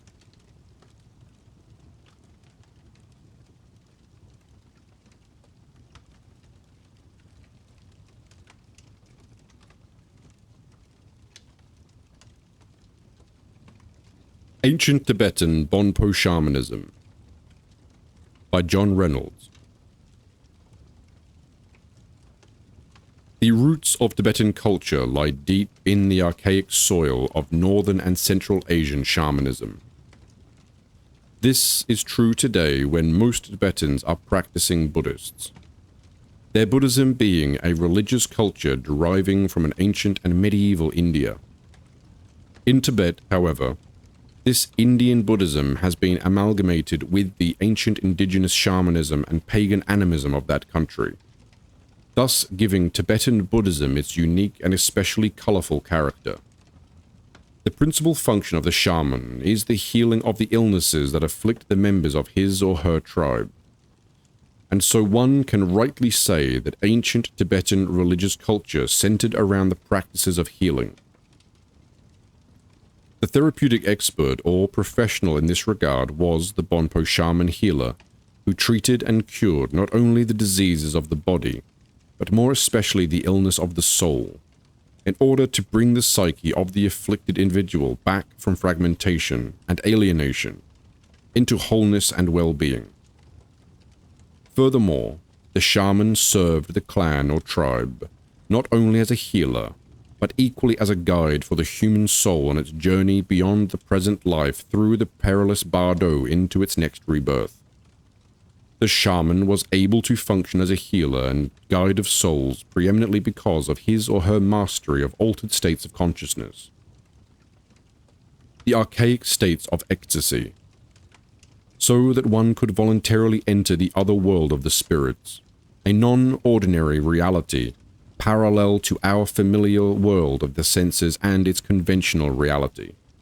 The shaman could thus enter into and explore the landscapes of the mind, the collective unconscious psyche, and return thence with treasures of knowledge and of power in order to benefit humanity. As a spiritual and psychotherapeutic technique, shamanism goes back to the very origin of the human race, which itself is lost in the dim mists of time. The presence of the shaman is already well attested in the European cave paintings belonging to the Paleolithic era.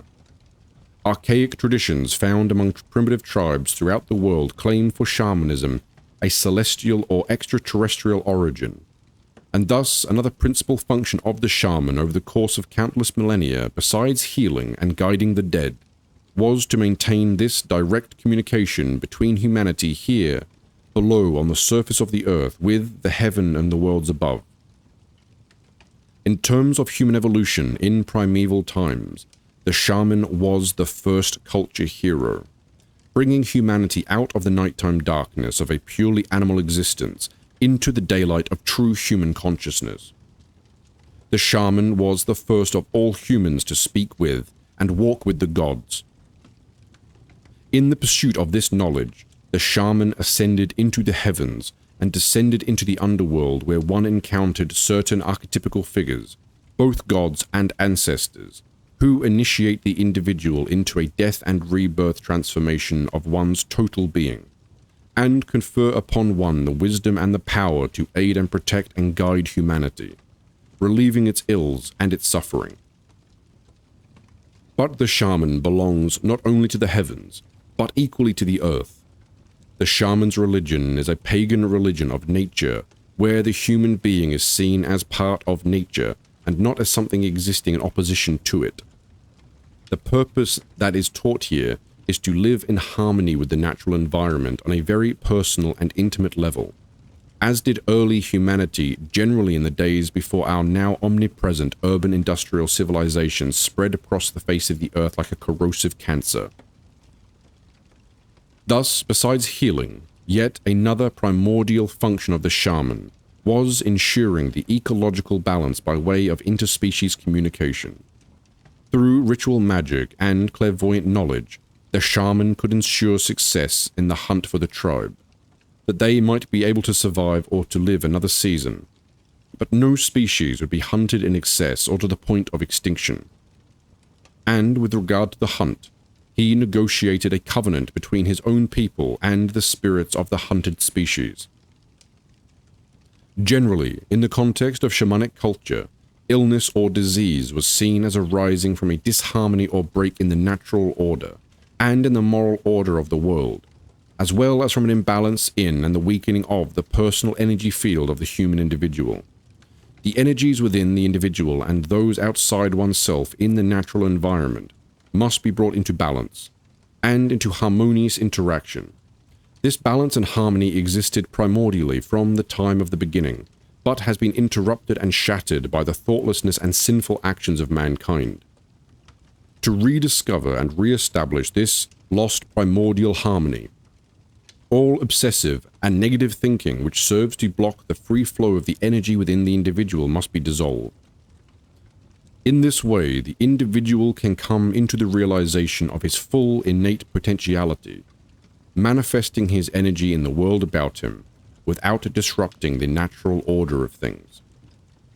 But it is especially due to the destruction of the natural environment by human groups and by individual human beings that these diseases have come into manifestation in our world. Humanity is not alone in this world.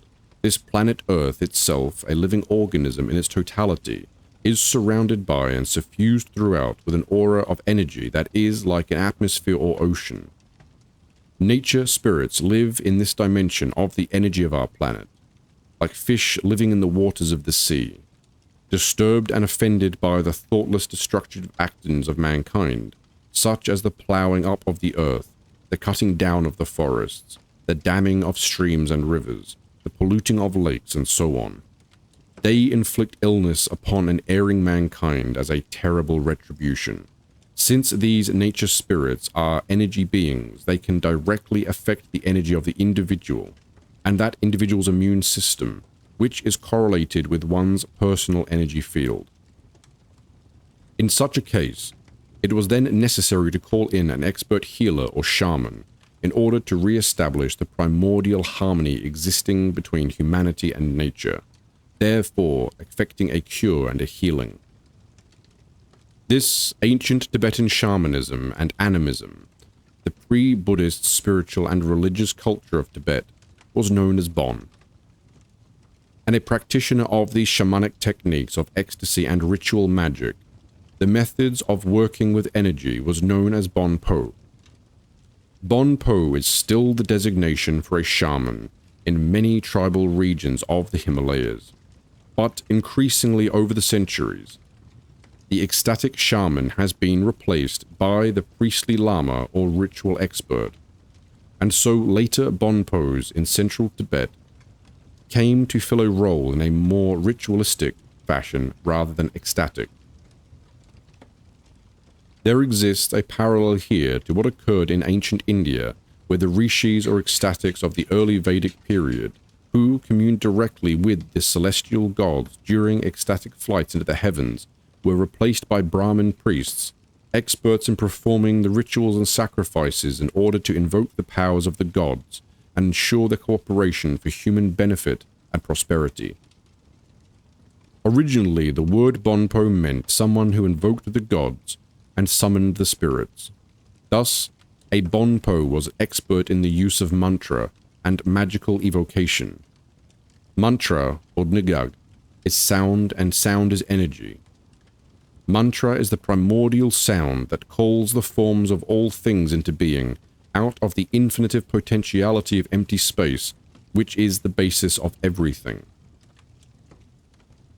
Sound or word has a creative power, but this term Bonpo in ancient times appeared to cover a number of different types of practitioner, whether shaman, magician, or priest. Here, it seems to be a strong parallel of the role of Bonpo in ancient Tibet with that of the Druid in ancient pre-Christian Europe. Just as the Druidic order was divided into the three functions of the bards, the Vates, and the Druids, who were singers, soothsayers, and magicians respectively, so the ancient pre-Buddhist kingdom of Tibet was said to be protected by the Drung, who were bards and singers of epics, the Edyu, who were soothsayers and diviners, and the Bonpo, who were priests and magicians.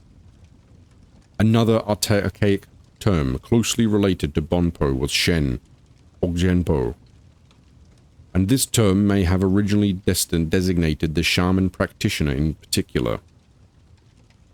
The Shen system of practice was transformed through family lineages, especially in western and northern Tibet, then known as the country of Zhangzong, so that Shen also came to designate a particular ancient clan or tribe. The first shaman, the archetypical shaman, so to speak, who brought the knowledge of shamanizing from the heaven worlds above to a nascent humanity living on the surface of the earth, appears to have been originally known in the Tibetan tradition as Shenrab Myoshi, a title meaning the great supreme human shaman. Of course, in the traditions of the later monastically organized Yungdrung Bon and in the extant Bonpo texts from at least the 8th century of our era, Shenrab Moshi is represented as being much more than an archetypical shaman. He is a fully enlightened Buddha, comparable in every way to the Indian Buddha, who appeared in the 6th century before our era. Tonpa Shenrab descended from the heavens, specifically from the heaven world of Sidpa Yesang, in the form of an azure-colored cuckoo bird, the herald of spring. This occurred some 18,000 years ago, according to the traditional Bon reckoning. He thereupon incarnated as a human being in the country of Olmo Lungring, which surrounded the holy 9-storied cosmic mountain of Yungdrung Gutsek. In this mysterious land at the center of the world, which was in later Indo-Iranian tradition identified with Shambhala, he combated and overcame the evil schemes and machinations of the black magician and incarnate demon prince, Hyabyab Labring. Then he instructed humanity, not only in the spiritual path to enlightenment and liberation from samsara, but in the various techniques of ecstasy, in order to communicate with other worlds and invoke the positive energies of the gods, but also in rites of exorcism, whereby human beings might free themselves from demonic influences and the various diseases caused by demons and hostile spirits. The history of the development of Bon may be divided into three phases. Primitive Bon more or less corresponds to the archaic shamanism and paganism of ancient and northern Central Asia. This shamanism is still practiced in its original and unreformed version in remote areas of the Himalayas, as well as on the borders of Tibet and China. Yungdrung Bon, or Old Bong, was the high religious culture of the ancient kingdom of Xiangzun, which centered around Gangshen Tise or Mount Kalias in western Tibet. This kingdom, which possessed its own culture and language and writing, maintained an independent existence long before the rise of civilization in central Tibet in the 7th century with the coming of Indian Buddhism into that country. The next century, Xiangzun Kingdom was incorporated into the newly expanding Tibetan Empire established by the Yarlung dynasty of central Tibet, and that Zanzung culture ceased to have been an independent existence. However, the teachings of Yungdrung Bon did not solely originate in Zhangzong, but were said to have been brought from Tazik, that is, Iranian-speaking Central Asia, to Zhangzong in western and northern Tibet, by a number of mysterious white-robed sages long before the political events of the 7th and 8th centuries. Besides shamanism, healing, magical rites of exorcism, astrology, and divination, Yungdrung Bon contained the higher spiritual teachings and practices of Sutra, Tantra, and Dzogchen. Moreover, due to the spiritual influence of Yungdrung Bon and later Indian Buddhism, many animistic practices have been reformed, and the practice of blood sacrifice more or less eliminated in Tibet, although it is still practiced on occasion by the Jankiri shamans of Nepal, who, in Yungdrung Bon, Shemrab Moshi is portrayed as a perfectly enlightened Buddha, who is the source of the philosophical, psychological, and ethical teachings of the Sutra. The profound methods of psychological transformation and psychic development of Tantra, and the mystical and ultimate Gnostic enlightenment of Dzogchen. Yungdrung Bon continues to flourish, even today in many parts of Tibet, and among Tibetan refugees in exile in India and Nepal. New Bon was a deliberate and conscious amalgamation of the Bon of Zhangzong with the Buddhism of Indian origin, especially as this spiritual tradition was represented by the Nyingmapa school in Tibet.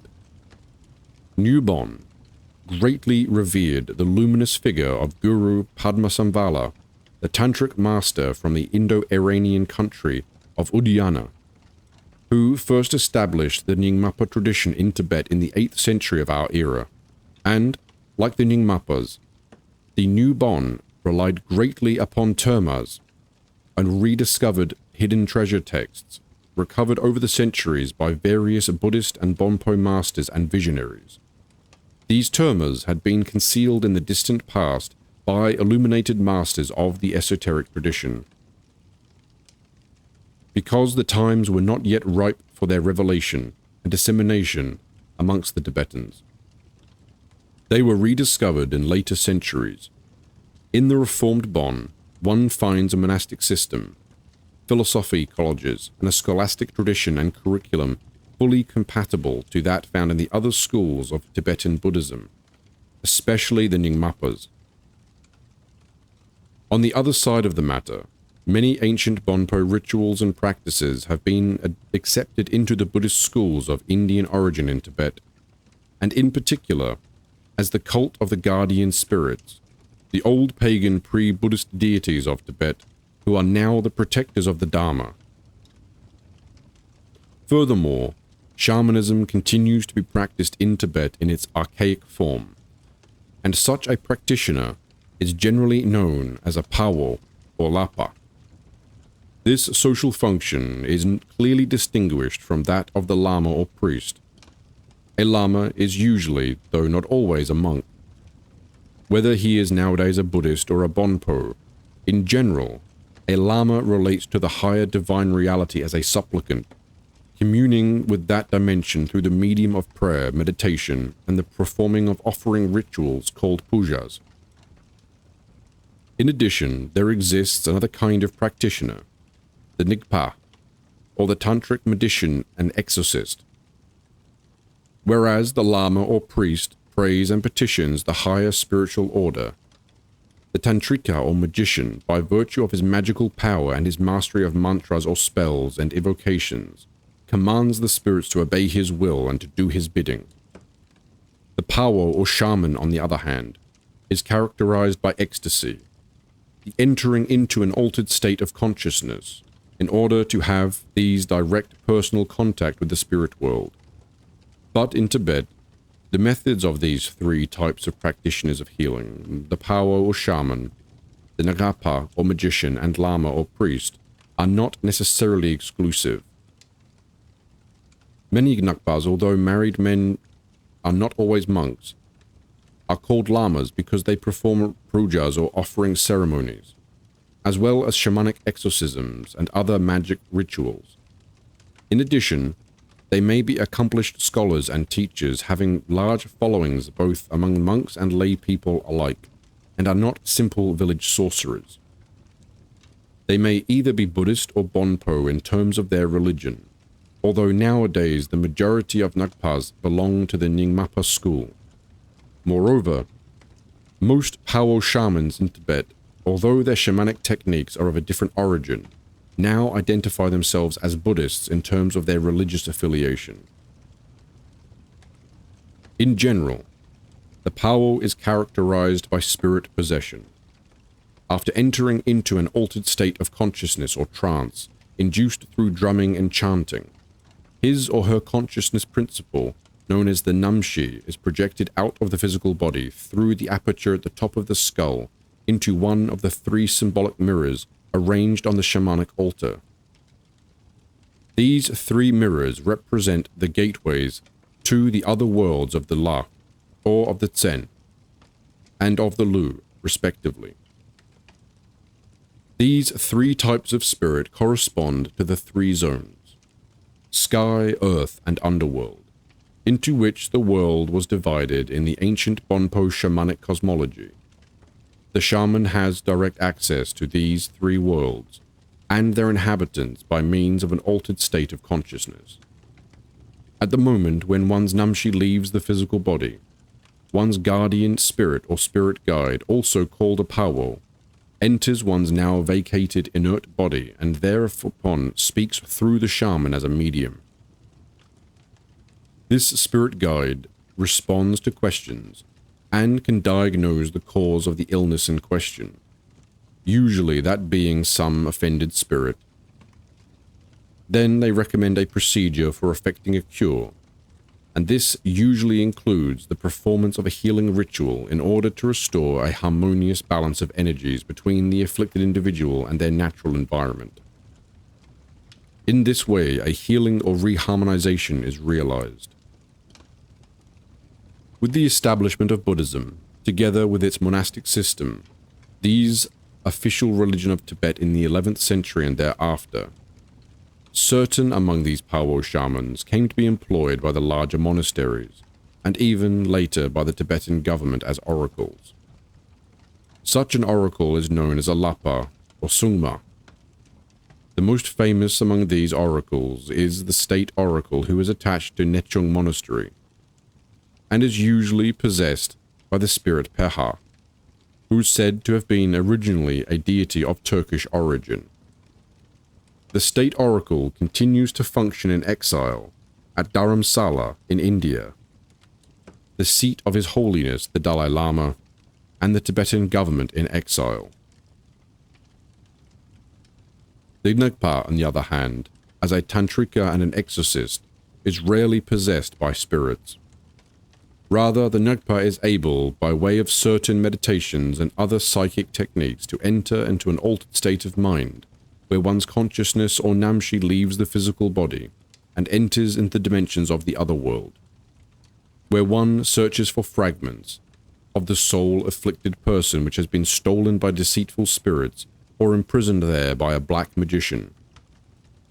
A patient suffering from soul sickness or loss of soul is characterized by inertia, weakness, depression, loss of interest in one's surroundings and everyday affairs. If the La, or the soul, this being a subtle energy field that serves as the vehicle for the individual's emotional life, is not recovered and restored to wholeness in the patient within a sufficient period of months, there exists the possibility of a physical death. The Ngakpa may also perform a ritual procedure for this purpose known as Laguk, or recalling the soul.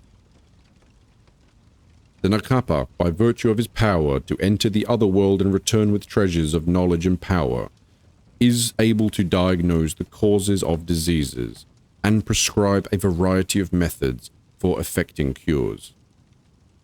The same practitioners among the Buddhists and the Bonpos have also been responsible for the rediscovery of termas, which have contributed so much to the spiritual heritage of Tibet. Because the Tibetan people were thought not yet ready to receive these teachings, or else there was an actual danger of persecution, these terma texts were concealed in ancient times at various remote places in Tibet by certain illuminated masters in the past. Then they were rediscovered many centuries later by Tertons, who were the reincarnations of the original disciples of those ancient masters. Though some of the termas were found as actual physical objects and texts, others came through visions and auditions, yet others were channeled directly through divine inspiration and automatic writing and therefore constitute mind treasures. Not the least among these terma texts is the famous Bardo Thodol, now widely known in the West as the Tibetan Book of the Dead. The Lama, whether Buddhist or Bonpo, is also profoundly engaged in healing practice. Many lamas have been specifically trained in the practice of Tibetan medicine at a monastic college. Moreover, the most common ritual performed by the Tibetan lamas at the popular level is the Tsai Wang, or long life empowerment, a kind of psychic healing that invokes and channels healing energy into the participants in the ceremony, whether they are ill or not. In many ways, the Lama and the Ngakpa have been usurped in Tibetan society by the archaic functions of the shaman, and after the introduction of Buddhism into Tibet, many cultural figures have been assimilated to the archetype of the first shaman. Thus, it came about that the archaic shamanic technique of the Paleolithic have now been absorbed into the high spiritual and intellectual culture of both Buddhism and Bon in Tibet. This may be seen, for example, in the Tibetan Book of the Dead, where the Lama or the Ngakpa functions as a psychopomp or guide for the perilous journey of the individual soul through the Bardo experience leading to a new rebirth. Or again, with the practice of the Chod rite using visualization, as well as chanting and dancing to the accompaniment of the shaman's drum, the practitioner gains mastery over the spirits through offering to them the flesh of one's own body. In many ways, this Chod ritual recapitulates the initiatory experience of the shamanic initiation. With its motifs of dismemberment and of resurrection, the practice of the Chod is said to be particularly effective in preventing the spread of diseases and plagues. Both of these traditional Tibetan practices, the Bardo rituals and the Chod rite, represent a journey from fragmentation to psychic wholeness. Thus, in Tibetan culture, we find a harmonious integration of the archaic techniques of altered states of consciousness deriving from a primordial North Asian shamanism with the highly sophisticated psychic senses of Buddhism and Bon.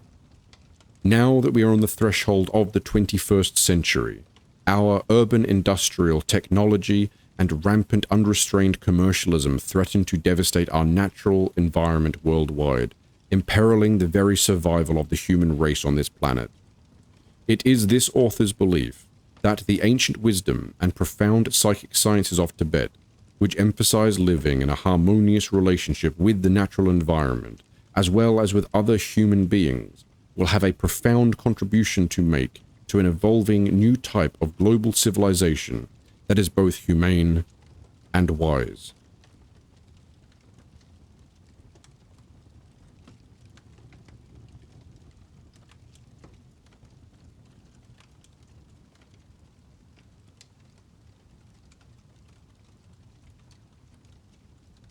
I want to thank you for joining me for this reading tonight. The selected readings from the various studies into the Bon tradition can stretch back a very, very long period of time and cover quite a broader distance. I do apologize for some of the mispronunciations I made along the way. Thank you very much for joining me for this reading. Have a great night.